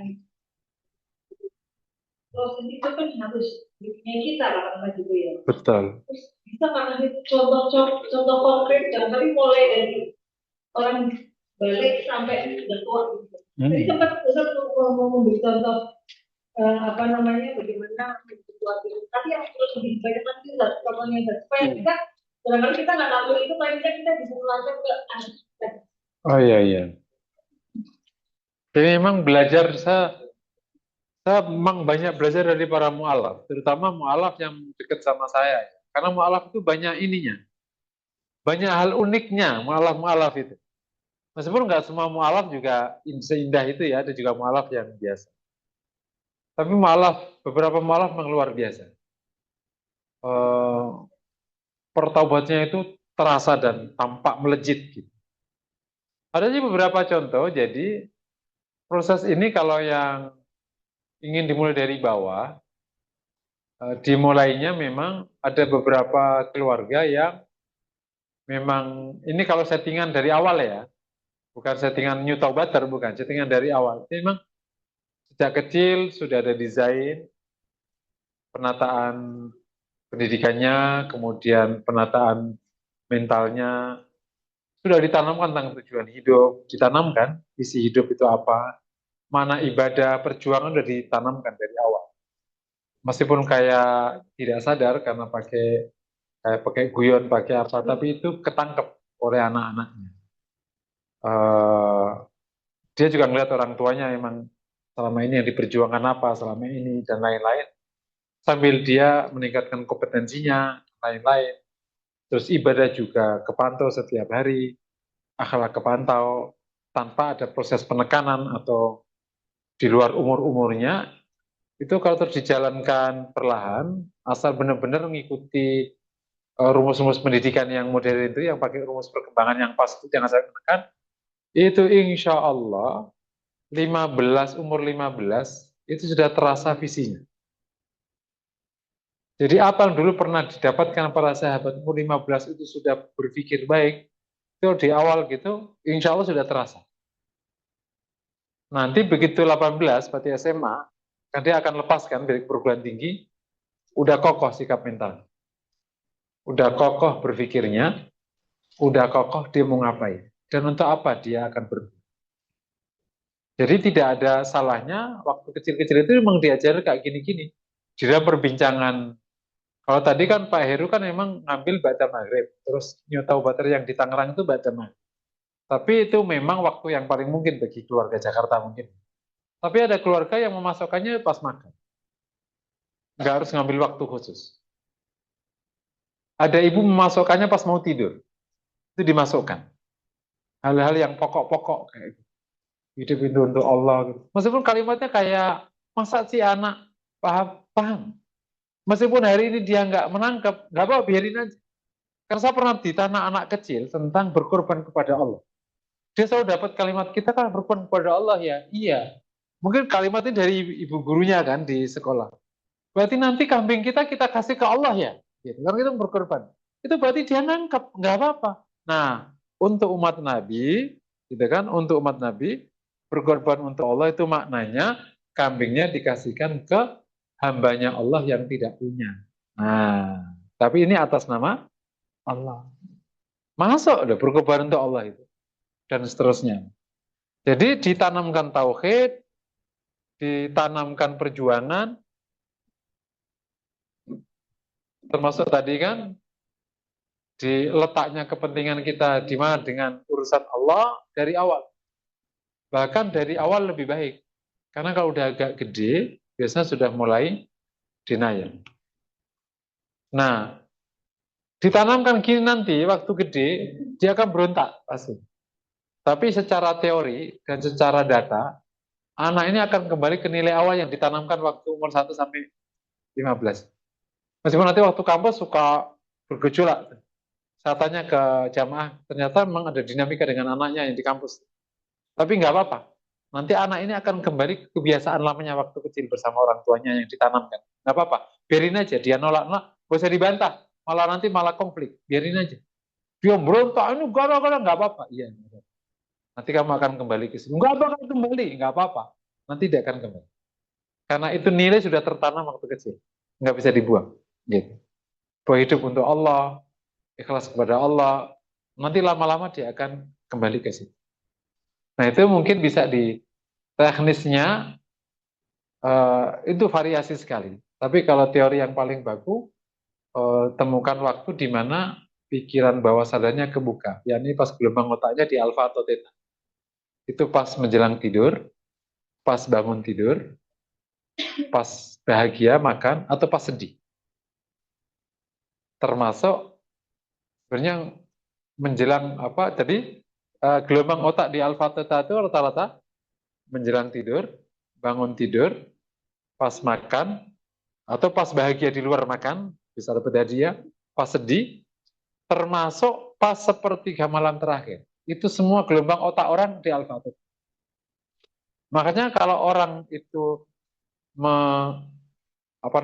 membaca sesuatu di sepertiga itu kuat ingatannya. Itu makanya dulu tradisi para ulama kan suruh ngafal Quran di segitu.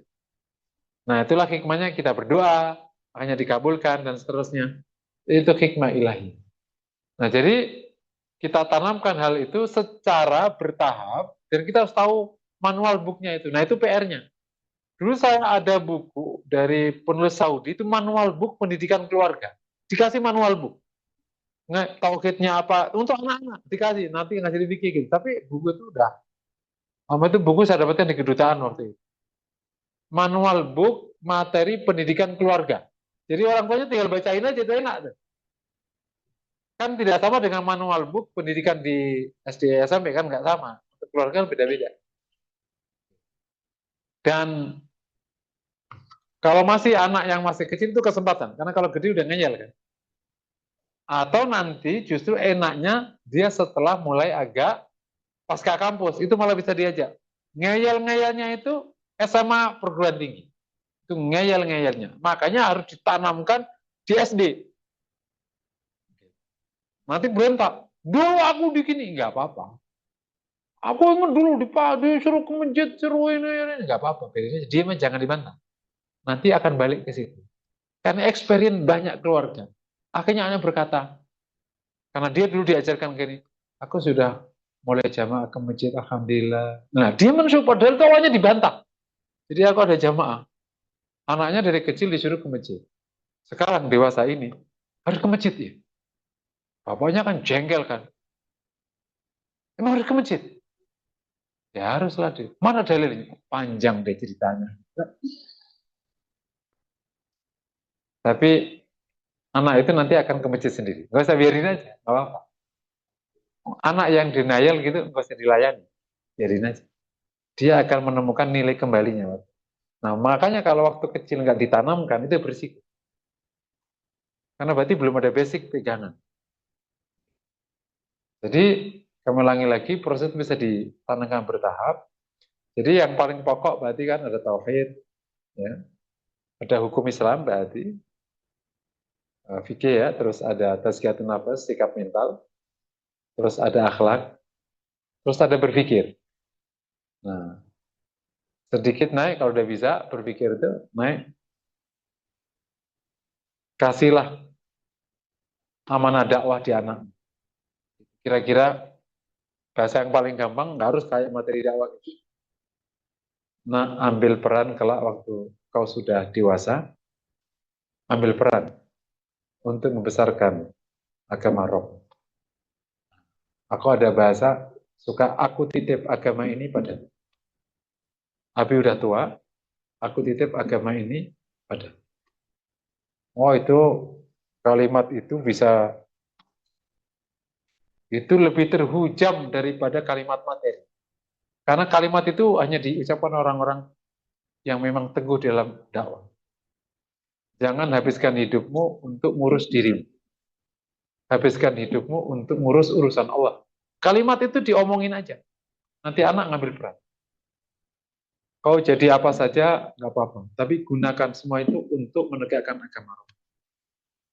Nah itu masuk.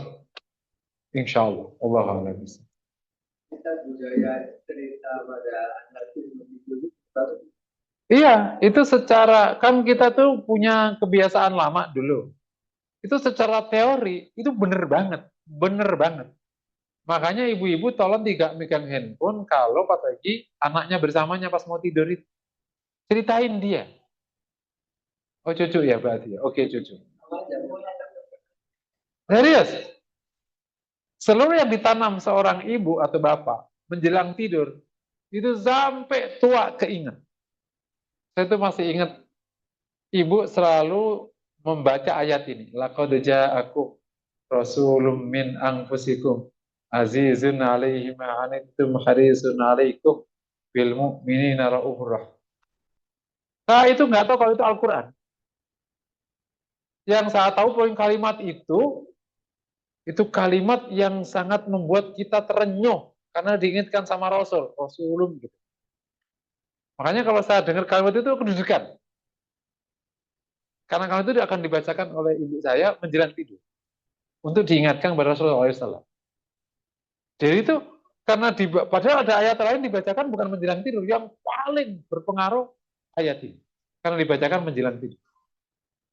Nah coba kalau dibacakan banyak ayat. Hafal Quran lah anakmu lah. Dibacakan banyak ayat. Banyak ayat. Hari ini Al-Baqarah juz ayat 1 begitu. Terus sampai berhari-hari gitu. Hafal nggak kira anak? Hafal tuh. Itu namanya ngapal nggak sengaja begitu-begitu.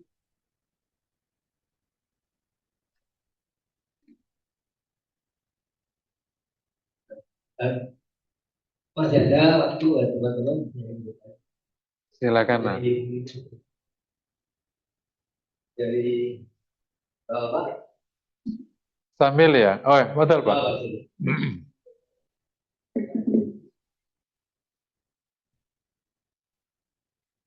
Assalamualaikum warahmatullahi wabarakatuh. Waalaikumsalam. Jadi dalam ceramahnya di awal malah ya. Orang kalau lihat malah itu dikaitkan dengan hidayah. Ini apakah nggak tahu saya apa sesuai dengan topik hari ini. Saya tanyakan hidayah itu sendiri memang rahasia Allah yang kita nggak tahu, atau kan mungkin sesuatu yang bisa diupayakan baik oleh angkutan atau oleh orang lain yang ingin orang tertentu mendapat hidayah. Terus kedua mungkin pesan jelas terkait dengan itu di bulan Ramadan itu sendiri, apa itu juga banyak dari pengalaman Ustaz, banyak juga cerita hidayah yang timbul karena suasananya ya, suasana apa namanya suasana ibadahnya dan sebagainya, sehingga banyak orang yang ingin mendapat hidayah baik di bulan Ramadan maupun sesudahnya. Terima kasih. Assalamualaikum. Jadi hidayah itu rumusannya sama dengan qada qadar dan usaha. Di bawah naungan satu paket rumus. Cara gampang melihatnya kayak urusan hujan. Ini supaya gampang memahami. Zaman dulu kalau sebelum banyak air pump dan orang sini masih menggunakan air hujan untuk minum, untuk apa gitu ya. Nanti kalau kemarau aja baru cari sumur. Kalau pas lagi musim hujan yang ngambil naden dari genteng. Supaya dapat hujan, maka orang biasanya bikin talang di depan pintunya, depan rumahnya. Di kucuran di ujung sama di ujung. Paham ya? maka dia harus nyediain baskom. Semakin besar baskomnya, biasanya di ujung paling gede banget. Supaya seluruh ketanun nanti dia tinggal mindahin. Terus nanti ngantri sama anaknya. Terus buat masukin ke bak. Tahu kan? Tapi kalau ada orang nggak punya talang, berarti menggunakan kucuran kecil-kecil itu. Yang nggak punya talang karena nggak punya duit, berarti dia memperbanyak baskom sepanjang kucuran kecil-kecil itu. Nah, tiap genteng. Tapi kalau nggak punya, ya dapatnya seada-adanya. Itulah kira-kira hidayah sama usaha. Yang paling penting di antara 4 variabel tadi, hujan turun, ada baskom, baskom dibuka, baskom besar, baskom diangkut. Yang paling penting adalah turunnya hujan. Karena kalau baskom ditebar, tapi nggak hujan, dapat air nggak? Tapi kalau hujan turun, tapi kita nggak punya baskom, nggak punya tanah, dapat air nggak? Nggak dapat. Jadi tugas kita mengusahakan dapat turunan hidayah. Semoga pas hidayah turun, kita sudah ada baskom. Apa itu yang kita kerjakan? Kita ngaji, kita berdoa, ketemu orang soleh, apa saja, dengerin azan, dengerin baca Quran, ngeliatin orang hijaban. Kalau cowok-cowok, oh ya kayaknya keren juga ya hijaban ya. Solihah, solihah. Berarti aku cari orang soleh aja. Kan gitu kayak dulu. Paham ya? Jadi, itu usaha bisa dikerjakan, nanti Allah akan turunkan hujan. Mohon kepada Allah SWT. Dan ada nanti case, bisa jadi nggak punya baskom, nggak punya talang, tapi air itu tumpah ke baskomnya.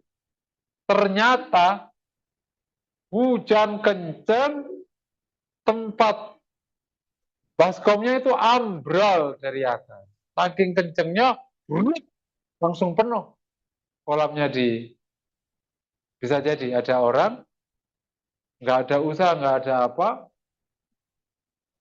kecelakaan, taubat. Seketika. Iya. Jadi saya itu punya kenalan cukup dekat. Taubatnya itu gara-gara anaknya anak cuma 2, ini anak kesayangannya, meninggal karena kecelakaan di perapatan Bekasi dan nggak ada yang nolong. Kata dia, kalau ada yang nolong, pastilah nggak sampai, kata dia. Tapi nggak ada yang nolong. Sejak itu dia mengatakan, hartaku nggak ada gunanya. Karena nggak bisa membantu anak, makanya dia taubat. Jadi, terkadang hidayah turun, berkan begitu, bisa jadi.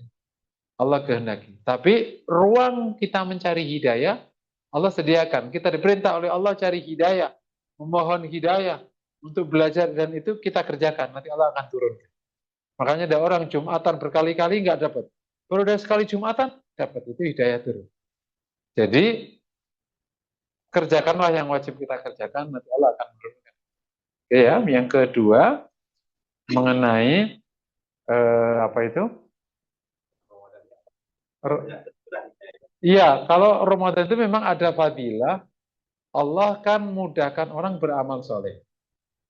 Jadi kan surga dibuka, neraka ditutup, lalu dibelenggu. Kan salah satu maknanya Allah mudahkan.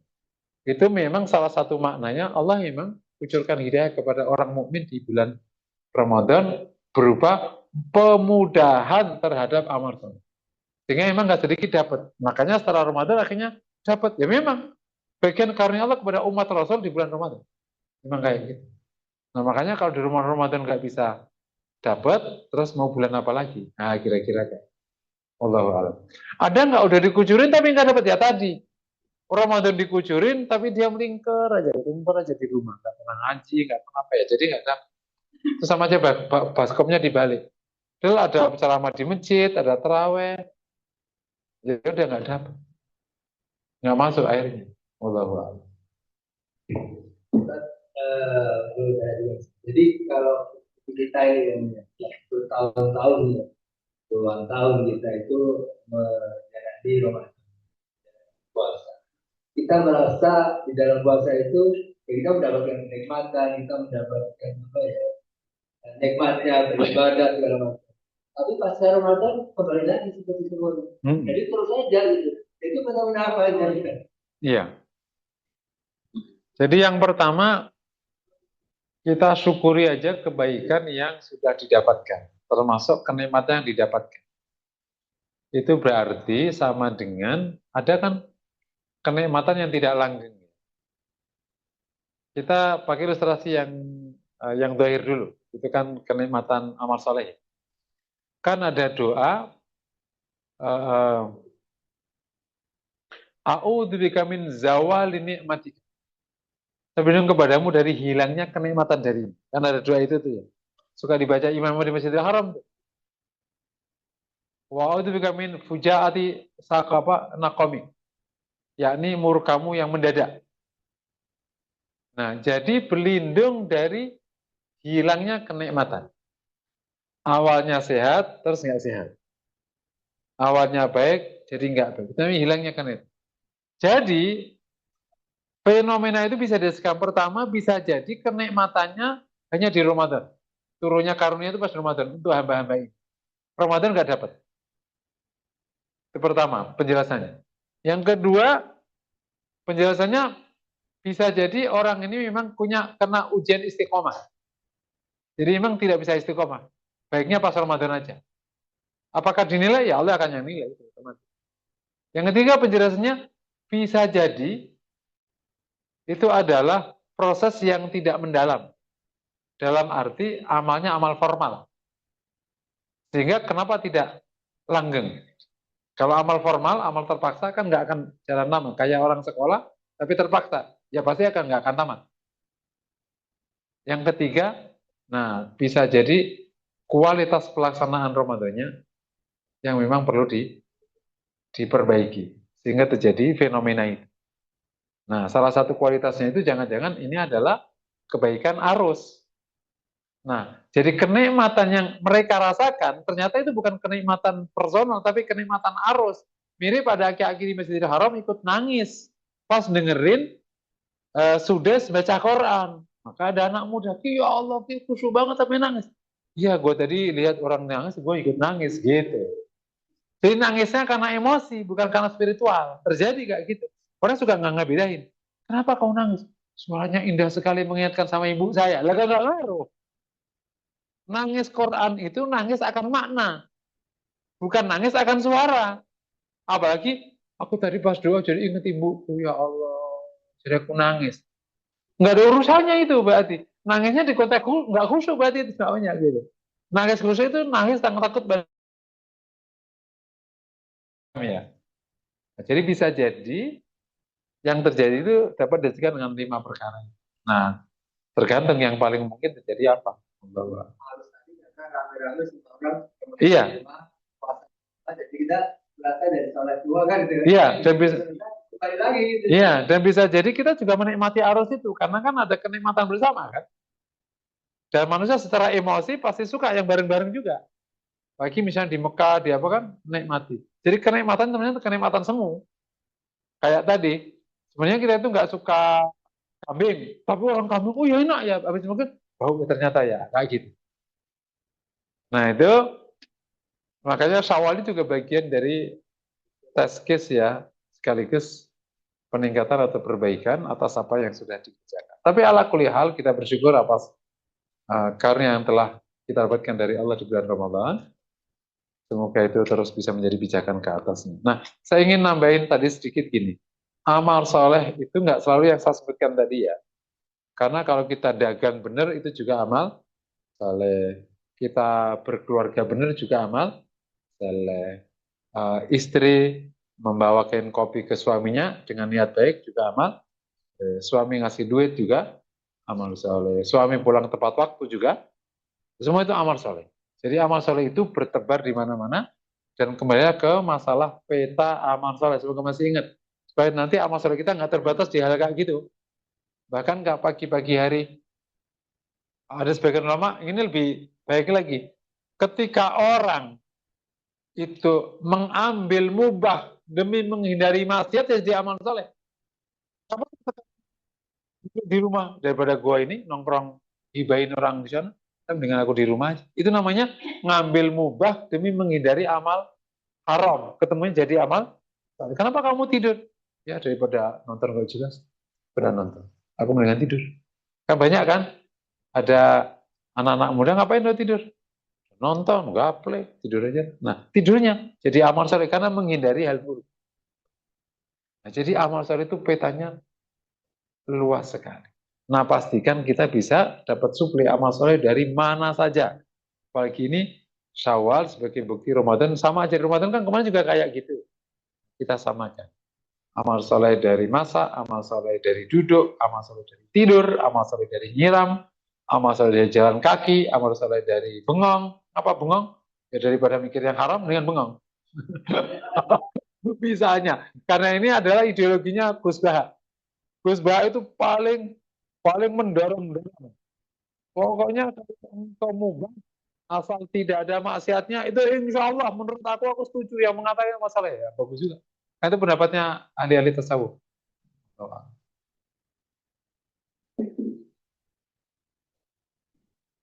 Ya, masih ada waktu bahkan saya mau dalam kali waktu ya. Ibu-ibu saya Biasanya dikejar-kejar waktu ya. materi mana yang lalu?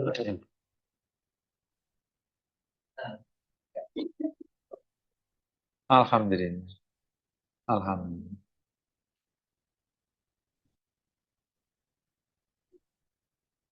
Ini saya tuh pernah dengar gitu bahwa dan terus terang saya juga kaget gitu ketika mendengarnya bahwa nanti ketika di akhirat orang tua itu tidak bisa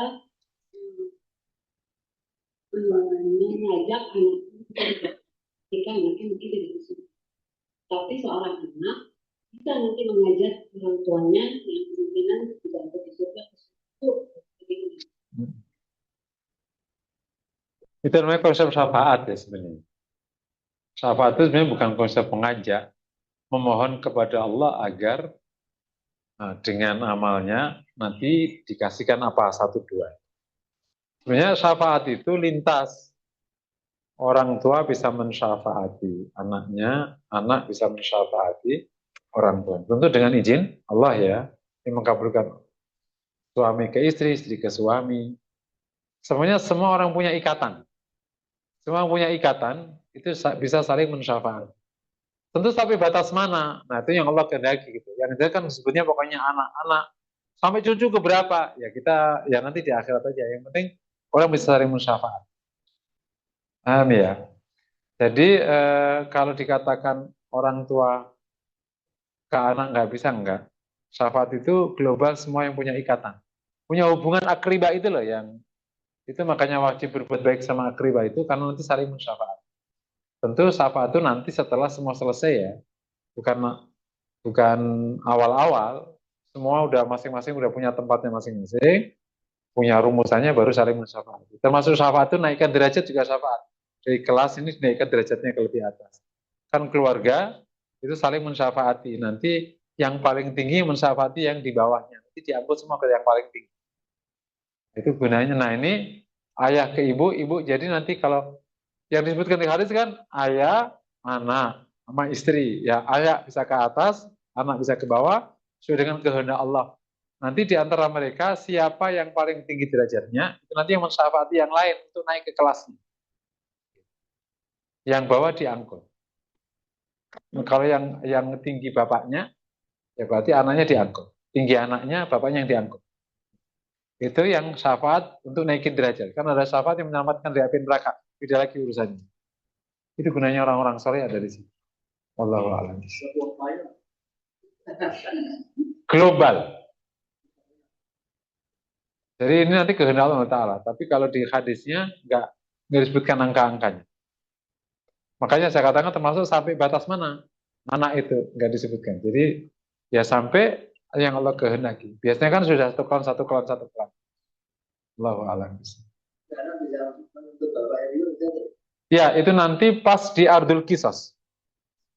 Kan nanti di akhirat itu sebelum ke surga, setelah sirat, itu namanya Ardul Qisas. Setelah sirat, setelah titian, Itu ardul qisas. Jadi orang yang selamat di neraka itu akan diuji urusannya dengan sesama. Tadi kan urusan dengan Allah di sana, ya. Nah, udah selesai. Meskipun urusan neraka ya dihubungkan sama kan juga udah di khusus yang untuk sesama orang yang belum selesai itu penyelesaiannya di ardul qisas namanya. Daerah penyelesaian hubungan antar sesama. Itu setelah sirat sebelum ke surga. Nah, nanti kalau di situ diselesaikan karena pahalanya cukup mengcover masalahnya, ya dia bisa lewat. Kalau nggak cover, berarti nanti keburukan yang menuntut itu dibalikin ke dia, nanti dia harus dibalikin ke neraka lagi.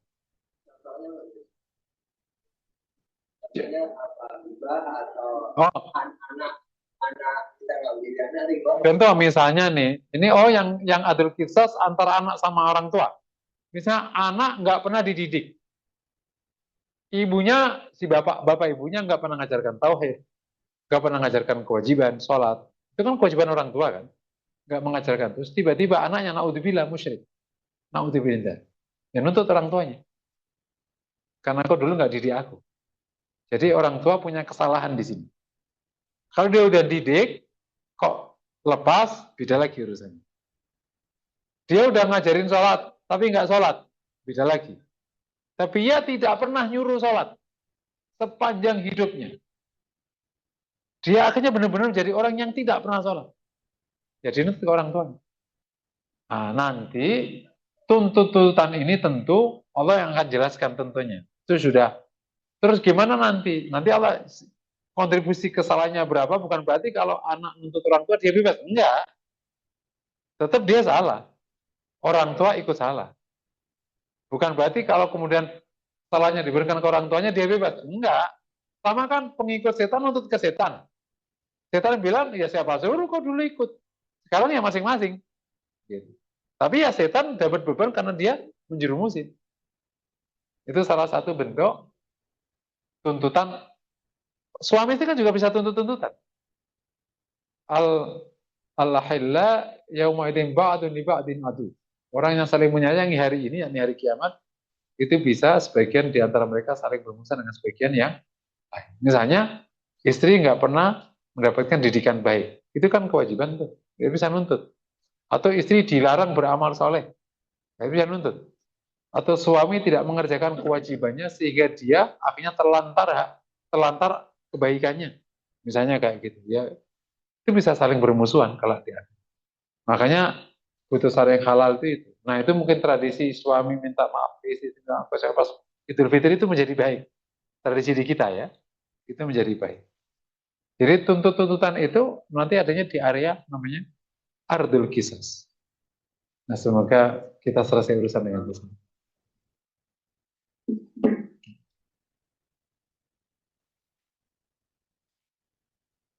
Makanya itu yang nasihat Nabi Yakub pas meninggal kan, am kuntum syuhada id hadara Yaqub al-maut idz qala li banihi ma ta'buduna min ba'd. Apa kamu menyaksikan ketika kematian itu mendatangi Yakub dan ia berkata pada anaknya, ma ta'buduna min ba'd. Apa yang kau sembah setelah.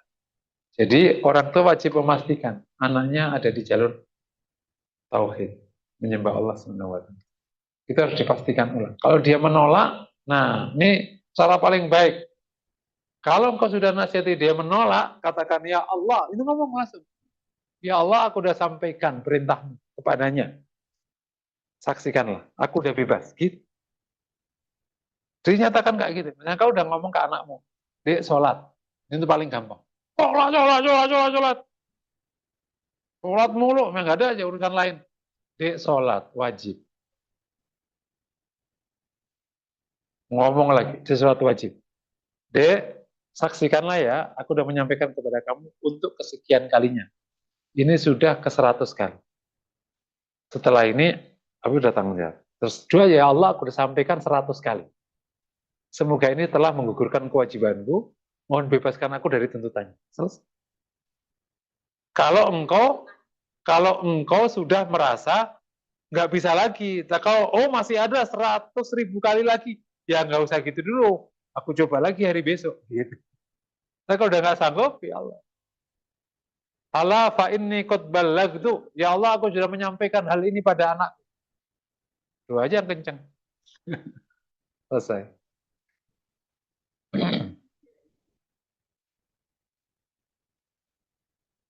Ya, nanti ada yang bertanya? Bang bertanya?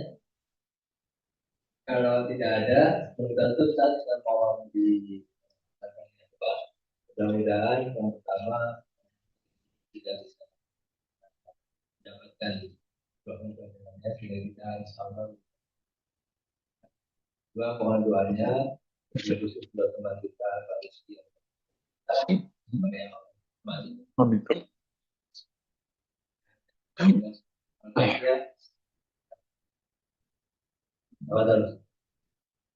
Teman sekalian, mari sama-sama kita berdoa semoga Allah kabul. Istighfar. Astaghfirullahaladzim. Astaghfirullahaladzim. Astaghfirullahaladzim. Astaghfirullah. Astaghfirullah. Bismillahirrahmanirrahim. Alhamdulillahi Rabbil Alamin. Alhamdulillahi hamdan yafi ni'matahu. Zidah. Ya Rabbana lakal hamdu kama yanbaghi li jalika al-karim wa sultanik. Salli wa sallim ala Muhammad wa ala alihi wa sahbihi ajma'in.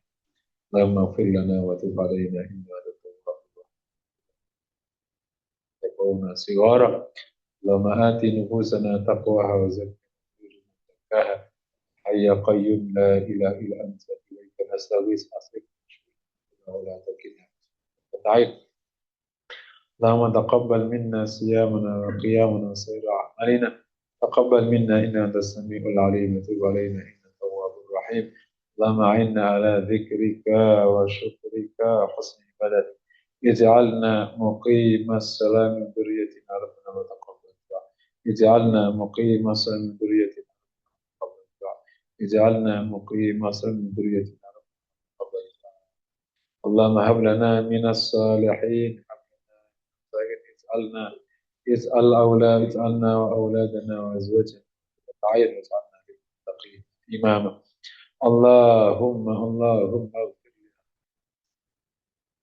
اغفر له وارحمه وعافه واعف عنه واجعل الجنة مثواه أكرم وسع مدخله اللهم وسع قبره مد البصر ونور قبره اللهم اجعل قبره خفرة روضة من رياض الجنان ولا تلقى اللهم اغسله بالماء والثلج والبرد نقي من الخطايا ومن الخطايا الابيض من الدنس اللهم ثبته عند السؤال اللهم اعذه من عذاب القبر ومن عذاب النار وقه من عذاب القبر وعذاب النار اللهم انزل عليه الرحمه والنعم والبركه اللهم انزل عليه نعم القبر يا رب اغفر للمسلمين والمسلمات اغفر لهم وارحمهم وعافهم واعف عنهم اغفر لإخواننا المسلمين الأقرباء منا اغفر لهم وارحمهم وعافهم واعف عنهم ربنا آتنا في الدنيا حسنة وفي الآخرة حسنة وقنا عذاب النار والسلام على الحمد لله رب العالمين.